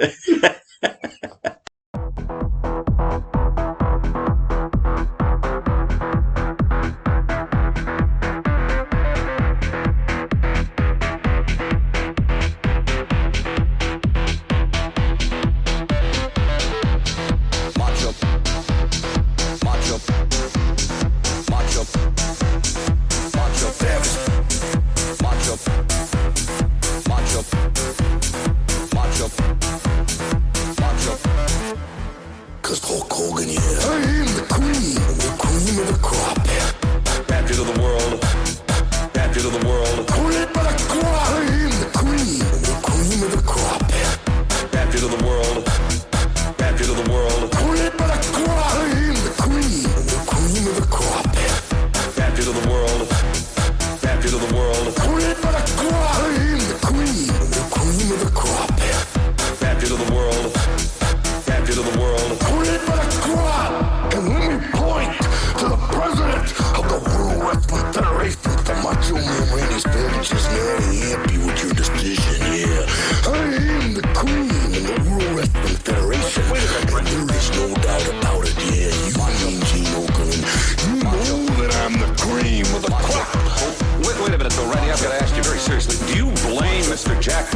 the distinguished president of the World Wrestling Federation, for Ricky Steamboat being the Intercontinental Champion today? In my moment of glory,